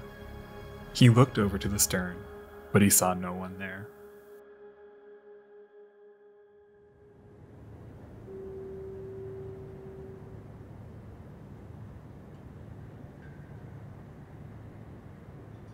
The storm that descended on the Great Lakes Basin from November 27th to the 28th in 1905 was one of the worst in recorded history. 29 vessels were either damaged or destroyed, most of them driven aground by the relentless wind and waves. At one point, temperatures dropped to as low as -12 degrees Fahrenheit or -24 degrees Celsius. A barge called the Madeira was cut loose from the steamer William Endenbourne and crashed near Split Rock, sinking and drowning her first mate. The incident prompted the construction of the Split Rock Lighthouse. In total, 36 sailors were killed in the storm. The surf was still heavy as the lifeboat with a crew of 6 rowed out to the Mataafa. They were able to rescue 7 on their first trip.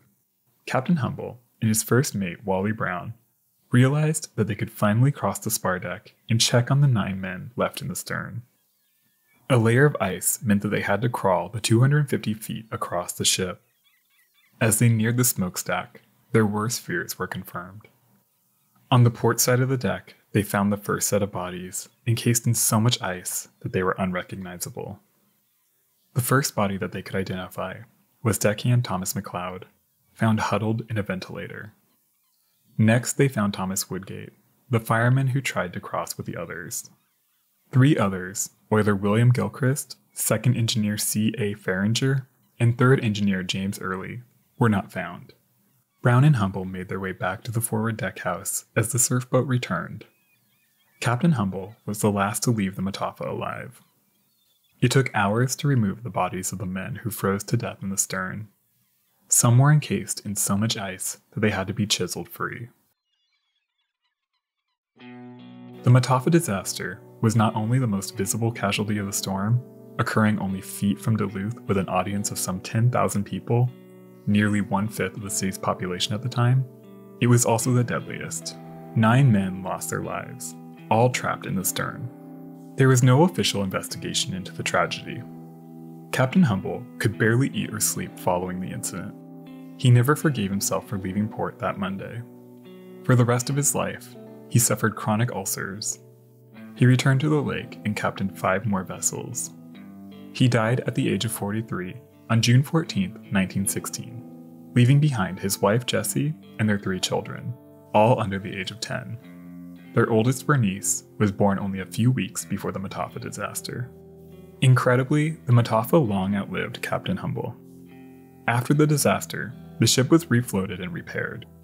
She was heavily rebuilt in 1926, and then in 1946 she was converted into a car carrier. She was sold for scrap in 1964 and broken up in Germany the following year. The Mataafa disaster left a deep scar on the Great Lakes. She, more than most others, felt frustratingly preventable. The life-saving crew was heavily criticized, as were the ship owners for pressuring that final run. But lessons from the disaster didn't take. The White Hurricane of 1913 would claim hundreds of lives, and future November gales would take down ship after ship. It wasn't until the loss of the Edmund Fitzgerald 70 years later for substantive changes in safety practices to take hold. Today, the Mataafa is all but forgotten. She serves as a reminder of the weight of a captain's decisions. Captain Richard Humble saved who he could, but his decision to leave port that Monday, to eke out one last run despite ominous signs of an oncoming storm, ended 10 lives. The 9 men who were left in Mataafa's stern, and his own, as the guilt of that decision ate away at him and eventually ended his life.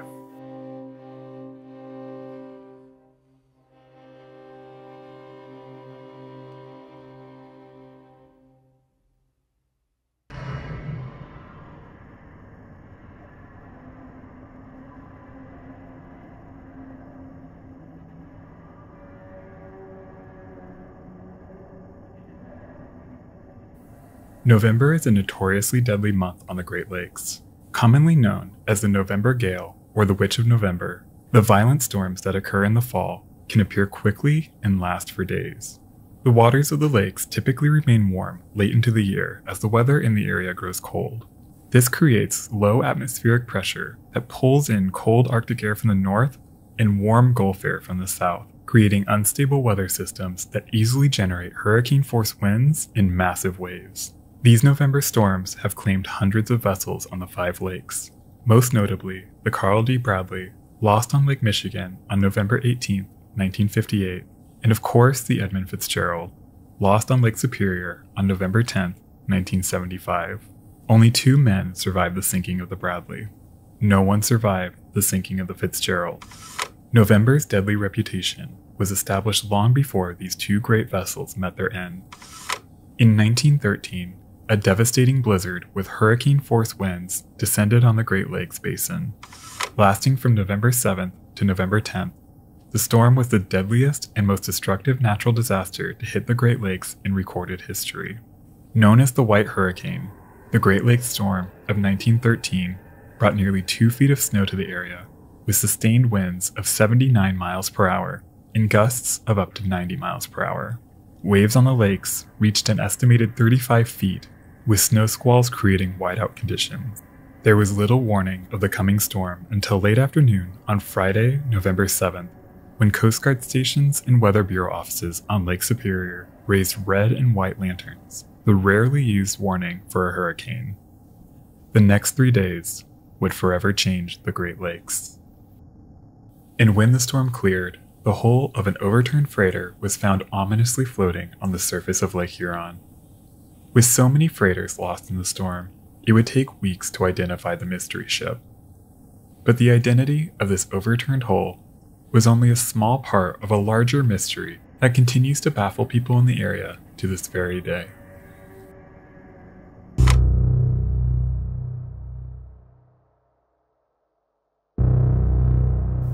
The Great Lakes are a geological wonder and an absolutely essential factor in the economic growth of North America.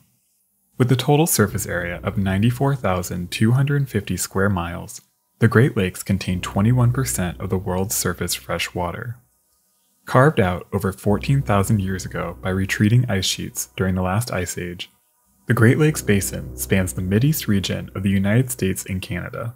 The 5 lakes are massive enough to exhibit sea-like characteristics, and they've played a vital role in trade and transportation since the earliest days of Native American habitation. The resource-rich region was critical to the industrialization of the United States and Canada. Soon, large bulk freighters unique to these waters dominated the lakes. Their cargoes consisted of materials like iron ore, grain, potash, stone, and coal. And by the first decade of the 20th century, the Great Lakes represented more than 1/3 of the cargo capacity of the entire United States merchant fleet. With the lakes freezing during the winter months, shipping companies and their captains were frequently under immense pressure to efficiently transport the maximum possible cargo as late into the season as they possibly could.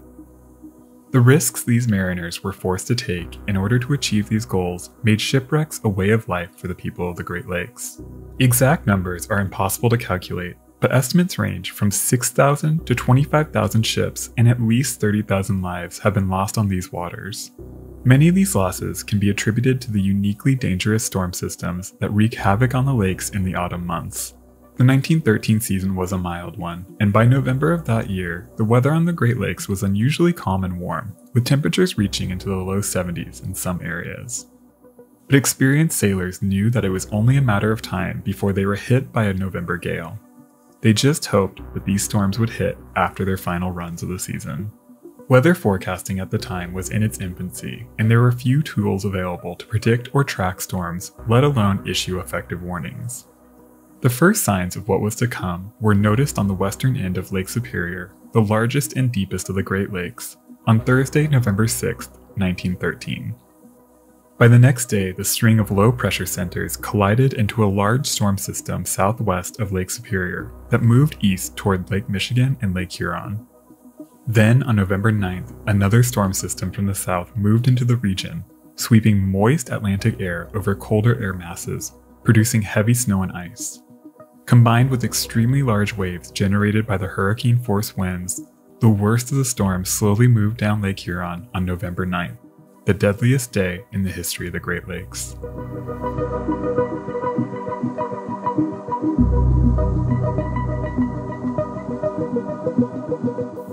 In 1913, the 504-foot Charles S. Price was one of the newest and most advanced freighters on the Great Lakes. Equipped with electric lights, hot water showers, and flush toilets, the Price was part of a new generation of steel-hulled vessels that were rapidly replacing the wooden vessels that once dominated the area. In the first decade of the 20th century, roughly half of the vessels built by U.S. shipyards were launched on the Great Lakes. This building boom meant that the lucrative shipping trade in the area was operated by increasingly newer ships and a growing sense of confidence that these modern steel freighters could stand up to even the harshest weather conditions. The Charles S. Price was one of the largest freighters on the lakes when she was launched in 1910. Built by the American Shipbuilding Company in Lorain, Ohio, the Price came in at 6,322 tons and was operated by a crew of 28. On the morning of Saturday, November 8th, the Charles S. Price, captained by William Black of Cleveland, left Ashtabula, Ohio with a load of coal. At first, the Price's crew enjoyed unseasonably warm weather as they sailed west on Lake Erie toward the Detroit River Light, 150 miles away. Only a few days before, Milton Smith, the Price's first assistant engineer, decided to leave the ship before its last run. Smith enjoyed his time on the ship and formed friendships with his fellow crew, including wheelsman R.S. McIntosh. But over the last couple of runs, Smith became convinced that something bad was going to happen to the Price. Captain Black tried to convince him to stay on for the final run, but Smith had his mind made up and bid goodbye to the ship and its crew on Wednesday, November 5th. It's hard to know if the rest of the ship's crew felt a similar sense of foreboding. Either way, Steward Herbert Jones even brought his wife along on this particular voyage, and she helped prepare meals in the ship's galley. The Regina was a modest Canadian package freighter built for the Merchant Mutual Line and launched on September 4, 1907. She came in at 1,956 tons and measured 249 feet 3 inches in length and had a beam of 42 feet 6 inches. Built in Scotland by A. Macmillan & Sons, she was powered by a single triple expansion engine and was designed to carry general cargo. By November 1913, she was captained by Edward McConkie. At 34 years old, McConkie was by this time a well-experienced mariner on the Great Lakes. The Regina and her crew of 20 was his first command, and he was eager to finish the final run of the season so that he could get back home to his wife Amanda and their young daughters 2-year-old Eileen and 7-year-old Amy. On the morning of Saturday, November 8th, while the storm raged over Lake Superior and the Regina continued loading her cargo in Sarnia, Ontario at the foot of Lake Huron, Captain McConkie was unaware of the magnitude of the coming storm. Communications with the upper lakes had already been lost as telephone and telegraph wires in Michigan and Wisconsin snapped in the heavy snow and winds, keeping word of what was to come from reaching the captains on Lake Huron. By that evening, the Charles S. Price was passing the Detroit River Light. Throughout the day, the temperature had been steadily dropping and ominous snow clouds were forming overhead. Captain Black turned his bow north, heading up the Detroit River, but the heavy current slowed their progress. Just after midnight, they crossed Lake St. Clair and headed up the St. Clair River. St. Clair, Michigan was the hometown of wheelsman R.S. McIntosh. 22-year-old R.S., along with his brother Lee, had followed in their father's footsteps and both took to the lakes at an early age. He planned to sail again the following season, and he hoped that if he stayed on with the Price through its final run, he would be in line for a raise and a promotion in the spring. R.S. was saving up money to marry his fiancée Kitty Thibault, a childhood friend and his next-door neighbor on Pug Street in St. Clair, the town he could now see from the wheelhouse of the Price.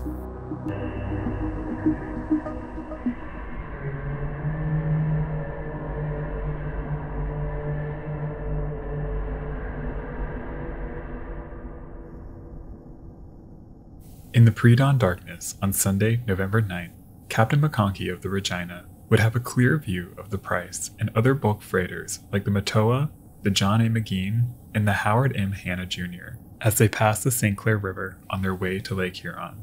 The view of the giant new freighter reassured Captain McConkie that he was not the only captain willing to brave the season's first November gale. Already facing harsh winds, the Regina departed Sarnia, Ontario at 7:30 in the morning. As she sailed into the lake, a ship spotter named Denny Lynn watched from the shore. The companies of the Great Lakes often used spotters to keep track of their ships in the days before the adoption of ship-to-shore radio. Lynn would later recall that the Regina appeared top-heavy, with a load of sewer and gas pipes stacked on her deck high above her rails. He feared that the ship was headed for trouble and didn't think that she was loaded properly for the weather that she was about to encounter. The Regina was bound for the north shore of Georgian Bay. She carried general cargo for deliveries at 10 different lumber ports. Among other things, she carried canned goods, baled hay, niceties like ketchup, wood matches, and safety razors, and of course, the most essential cargo, whiskey. By noon, the conditions on Lake Huron were dangerous but nothing too far from an ordinary November gale. The low-pressure system that had swept over Lake Superior was now moving off to the north, and in some areas, barometric pressure was actually rising, giving reassurance that this was just a typical 3-day blow, only hours away from clearing. But on board the Regina, Captain McConkie's optimism soon faded as a chill gale from the northwest began building and its barometric pressure again began to drop. By now, his small package freighter was getting battered by the largest waves the young captain had ever faced. As they struggled past the notoriously rough waters at the mouth of Saginaw Bay, the 50-mile-per-hour winds from the northwest suddenly shifted into the northeast and quickly climbed to well over 70 miles per hour, with significantly stronger gusts. At this point, Captain McConkey was faced with an almost impossible situation, and at around this time, he might have spotted a familiar sight. The Charles S. Price, which ran a few hours ahead of them, had now reversed course in a desperate attempt to return to the safety of the St. Clair River. Whether he spotted the bulk freighter or not, Captain McConkey made the decision to also turn his ship around and make a mad dash for safety. The dangerous maneuver would force him to turn his top-heavy ship sideways to the waves for several minutes, putting them at significant risk of rolling over. But with Chief Engineer C.J. McSorley doing everything he could to squeeze as much power as possible out of the ship's single engine, they managed to complete the daring maneuver. The package freighter now began retracing its course down Lake Huron. With visibility effectively reduced to zero, Captain McConkey and the other captains trapped on the lake at the time had no visible landmarks to aid navigation. The huge waves would make dead reckoning impossible, and by now the only tools these captains had was a compass and their intuition. Captain McConkey knew the lake well, and he would likely have known his location down to about a mile or so. But even with his experience, he was essentially lost in the maelstrom. At this point, Lightship 26, which was anchored just off Port Huron to guide downbound vessels to the entrance of the St. Clair River, had been carried off station by the enormous waves that washed completely over the small vessel. Her crew could do nothing but huddle inside as they were violently pushed toward the Canadian shoreline. That left just the Fort Gratiot Lighthouse on the Michigan side of the river to guide ships to safety. The keeper, Captain Kimball, and his wife worked throughout the night to keep the light shining and the foghorns blaring as waves smashed over the brick tower and storm surge rushed past the stone base. From the lamp room, they could see the small twinkling lights of ships caught in the storm as they struggled to make it to safety. One of those twinkling lights likely could have been the Charles S. Price, now only a few miles away as Captain Black searched the whiteout for the entrance to the river. He must have known that refuge was not far from reach.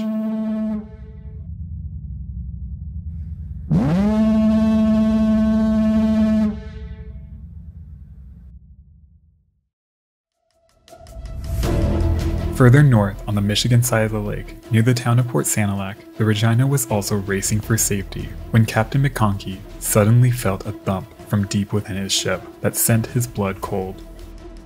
They had touched bottom. The vessel struck at least one more time before lurching forward. Her wheelsman instinctively turned the bow left, back toward open water, and the ship lurched free. The young captain was filled with dread as the wind and waves took hold of his ship. Water immediately began pouring in. They dropped anchor so that they could devote all of the ship's dwindling power to her bilge pumps in a desperate attempt to outpace the rushing water. At some point, he realized that the situation was hopeless, and the crew's only hope of survival was to abandon the sinking ship.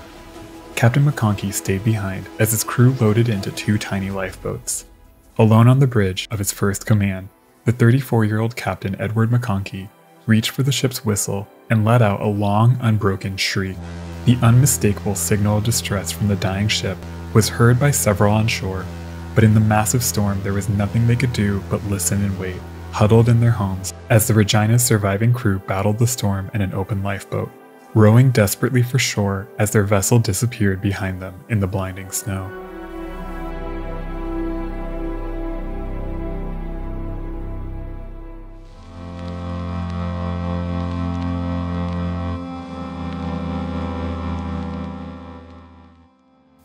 Over the course of just 4 hours, Lake Huron would claim 8 ships and the lives of 178 sailors. Across the Great Lakes, a total of 12 ships were lost with all hands. Another 30 vessels were stranded. At least 273 sailors lost their lives, though the exact number is impossible to calculate.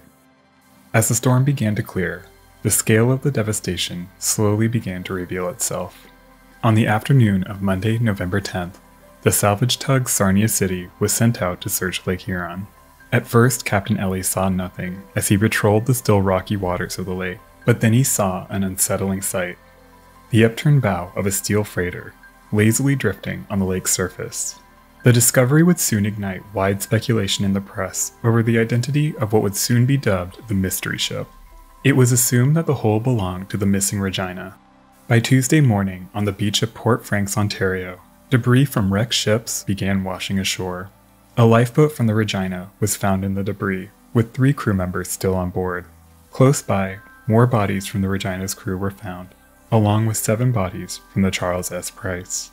The Regina's wheelsman, Walter McGuinness, was identified by a letter in his pocket sent from his mother in Owen Sound, Ontario. Her letter asked the young sailor to be a good boy. Milton Smith was asked to identify the members of his former crew of the Price. He helped identify the body of R.S. McIntosh and the chief engineer, John Groundwater. Strangely, Groundwater was found wearing a lifebelt from the Regina. That discovery, and the close proximity of the bodies from the Price and the Regina, led many, including Smith, to believe that the 2 ships must have collided in the storm. But when a diver was finally able to examine the upturned freighter, it was soon confirmed that it was in fact the hull of the Price, and there were no signs of a collision. If and how these 2 tragedies are linked remains unclear. Some believe that one of the 2 ships might have come to the rescue of the other, picking men up in a lifeboat before their ship met its own fate. But it's hard to imagine exactly how that could have occurred. A depressing and perhaps more likely explanation was that the bodies of these sailors were looted before they were reported to local authorities, and the lifebelt was switched while the bodies were hastily searched for valuables. It's also possible that they were simply mixed up when the bodies were recovered and laid out in a local furniture store for identification. The wreck of the Regina was not discovered until the summer of 1986, when she was found 3 miles offshore between Port Senelec and Lexington, Michigan. It was confirmed that she struck bottom multiple times. The wreck also gave clues to Captain McConkey's final moments. After sounding the distress signal, the young captain, having done all he could to save his doomed crew, likely returned to his cabin, where he waited alone in the darkness for the end to come. With the wreck resting upside down, the deckhouse soon collapsed, releasing the captain's body, which washed ashore on the Michigan side of Lake Huron in August of 1914. His wife Amanda carefully dried the diary found in his pocket. The last entry was made on November 7th, a simple recording of the weather that day. The enormous pressures placed on the captains of the Great Lakes to carry as much cargo as possible up until the very end of the season would not end after the devastation of 1913. In an effort to deliver cargo as efficiently as possible, most bulk freighters at the time were significantly underpowered, making them especially vulnerable to difficult weather. Often, even when a captain felt it was unsafe, he would be pressured to make one last run. These practices would last well into the 1970s, when the lakes would claim their most famous victim, the Edmund Fitzgerald, on November 10, 1975.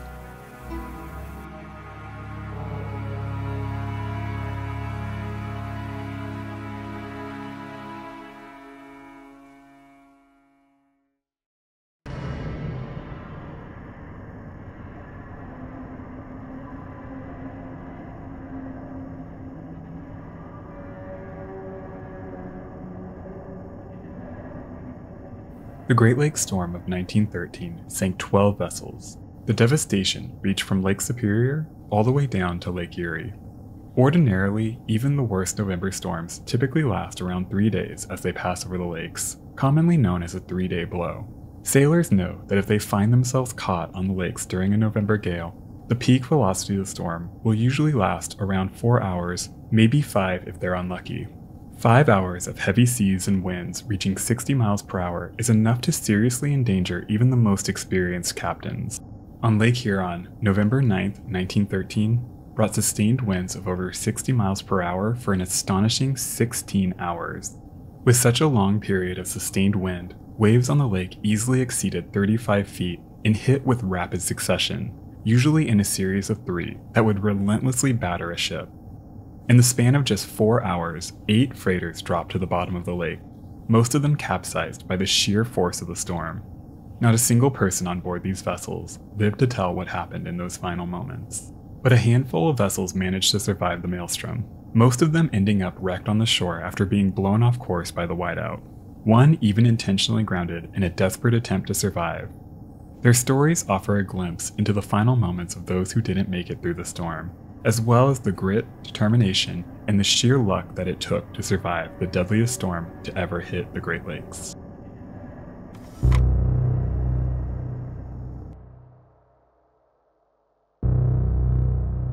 As trade on the Great Lakes grew, freighters that operated in the region developed a unique design, different from similarly sized ocean-going freighters. By the late 1800s, lake freighters were growing considerably larger as industry developed in North America and the demand for raw materials soared. The most common cargo was taconite, limestone, grain, salt, coal, cement, gypsum, sand, slag, and potash. In 1869, the freighter R.J. Hackett revolutionized shipping on the Great Lakes. The steamer was built with a superstructure divided between two islands. The larger, containing the bridge, was situated at the very forward end, while the second island was situated at the stern over the engine rooms. This boxy design created an immense single hold that's easy to access and load with cargo. And the forward bridge gave captains better visibility. The 208-foot wooden hold vessel is considered the first true lake freighter, and its design would soon become the norm in Great Lakes shipping for the next 100 years, even as freighters grew significantly larger and adopted steel hulls by the turn of the century. The unofficial title, Queen of the Lakes, is given to the longest vessel operating on the Great Lakes. On January 20, 1900, the title went to the 497-foot John W. Gates. By July 1911, the title would go to the 617-foot Colonel James M. Schoonmaker. Because of their size and the narrow St. Lawrence Seaway that connects the lakes with the Atlantic, most of these freighters are confined to the Great Lakes. While these designs are ideal for transporting cargo, they're not without their faults. In order to maximize profits, most of these freighters were significantly underpowered, especially when compared to similarly sized vessels designed for the open ocean. Lake freighters operating in 1913 were typically equipped with a single triple expansion steam engine capable of producing between 1,000 and 1,600 horsepower. Compare that to the Liberty ships built by the United States during World War II, 30 years later.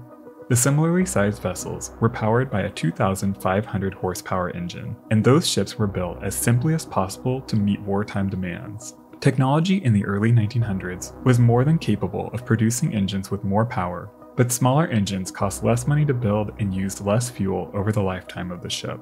Lake freighters were also typically loaded with the maximum possible cargo, using gravity chutes that left cargo like iron ore, coal, or grain in pyramid-shaped piles with steep sloping sides that left vessels more prone to rolling. This practice of carrying untrimmed cargo was heavily criticized even at the time, and it's a possible reason so many freighters capsized on Lake Huron in 1913. With all these factors at play, and the weather forecasting at the time only in its infancy, the challenges sailors would face if they were caught in a sudden storm would be immense. The storm of the magnitude seen on November 1913 was almost unsurvivable.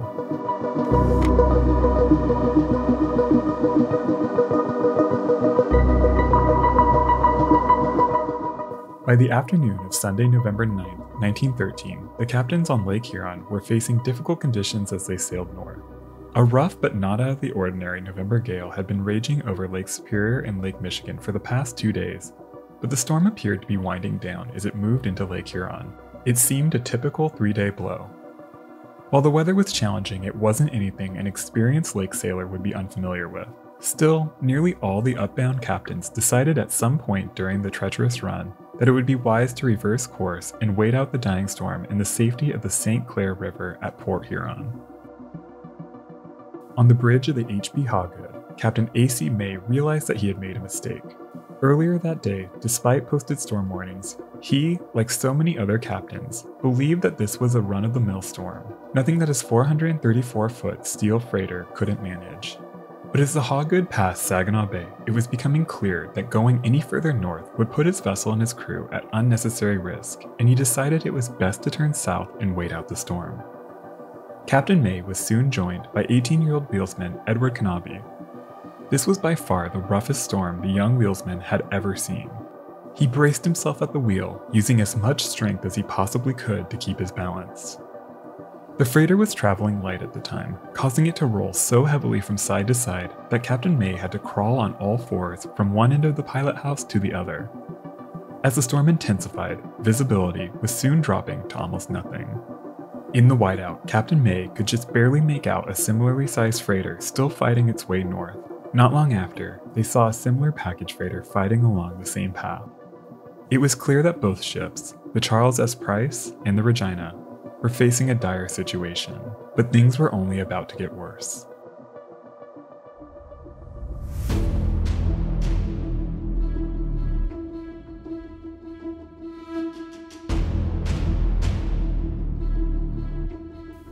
Visibility was already next to nothing when the sun finally set, plunging the whiteout into darkness.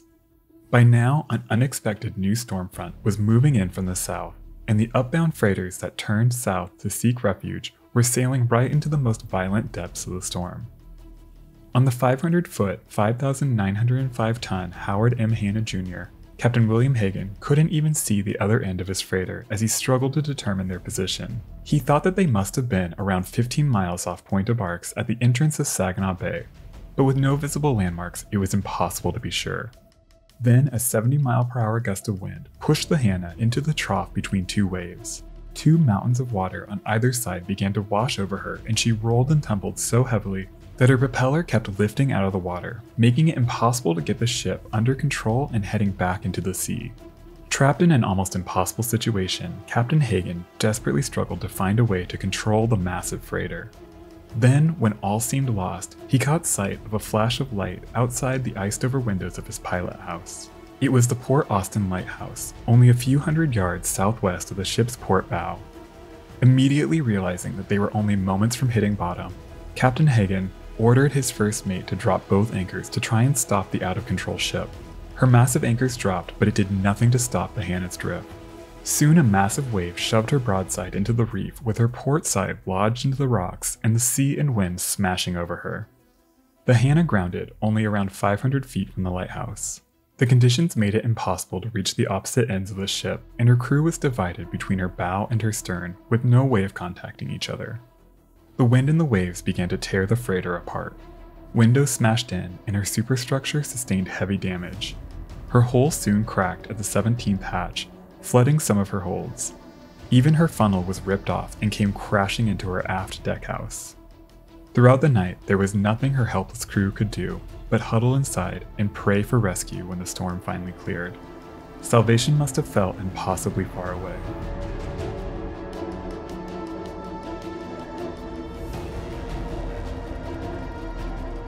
As the Hanna crashed into the shore, Captain May on the Hoggood was desperately searching for the mouth of the St. Clair River. In the whiteout, he grew more and more concerned that they were dangerously close to land. Like Captain Hagen, Captain May ordered his crew to drop anchor in a desperate attempt to keep them from running ashore.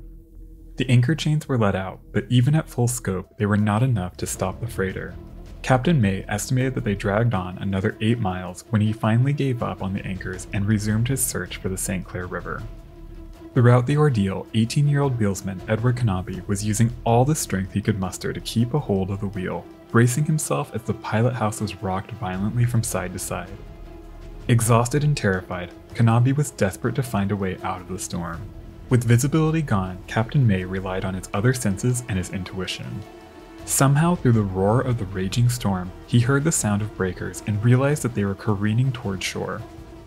Following his instincts, as any captain would, May shouted to Cannobie to turn the wheel hard toward the open water to avoid running into the beach.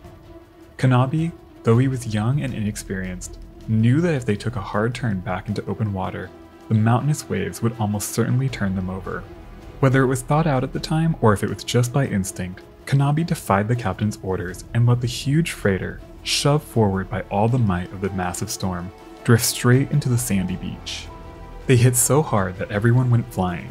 Captain May claimed he was nearly thrown out of the pilot house. The Hoggood grounded in the sand at Lake Huron Beach just north of Port Edward. Their bow came to rest only 100 feet from the Lake Huron Hotel, which must have been quite a sight for the guests when they woke up in the morning. The crew sheltered from the storm throughout the night inside the stranded freighter. By the morning light, it was clear that if the Hoggood didn't beach when she did, they almost certainly would have gone to the bottom, like so many others.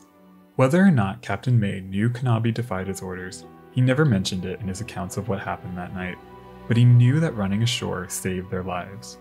He was quoted saying, "But for the crash on the beach just in time, there would have been another missing ship."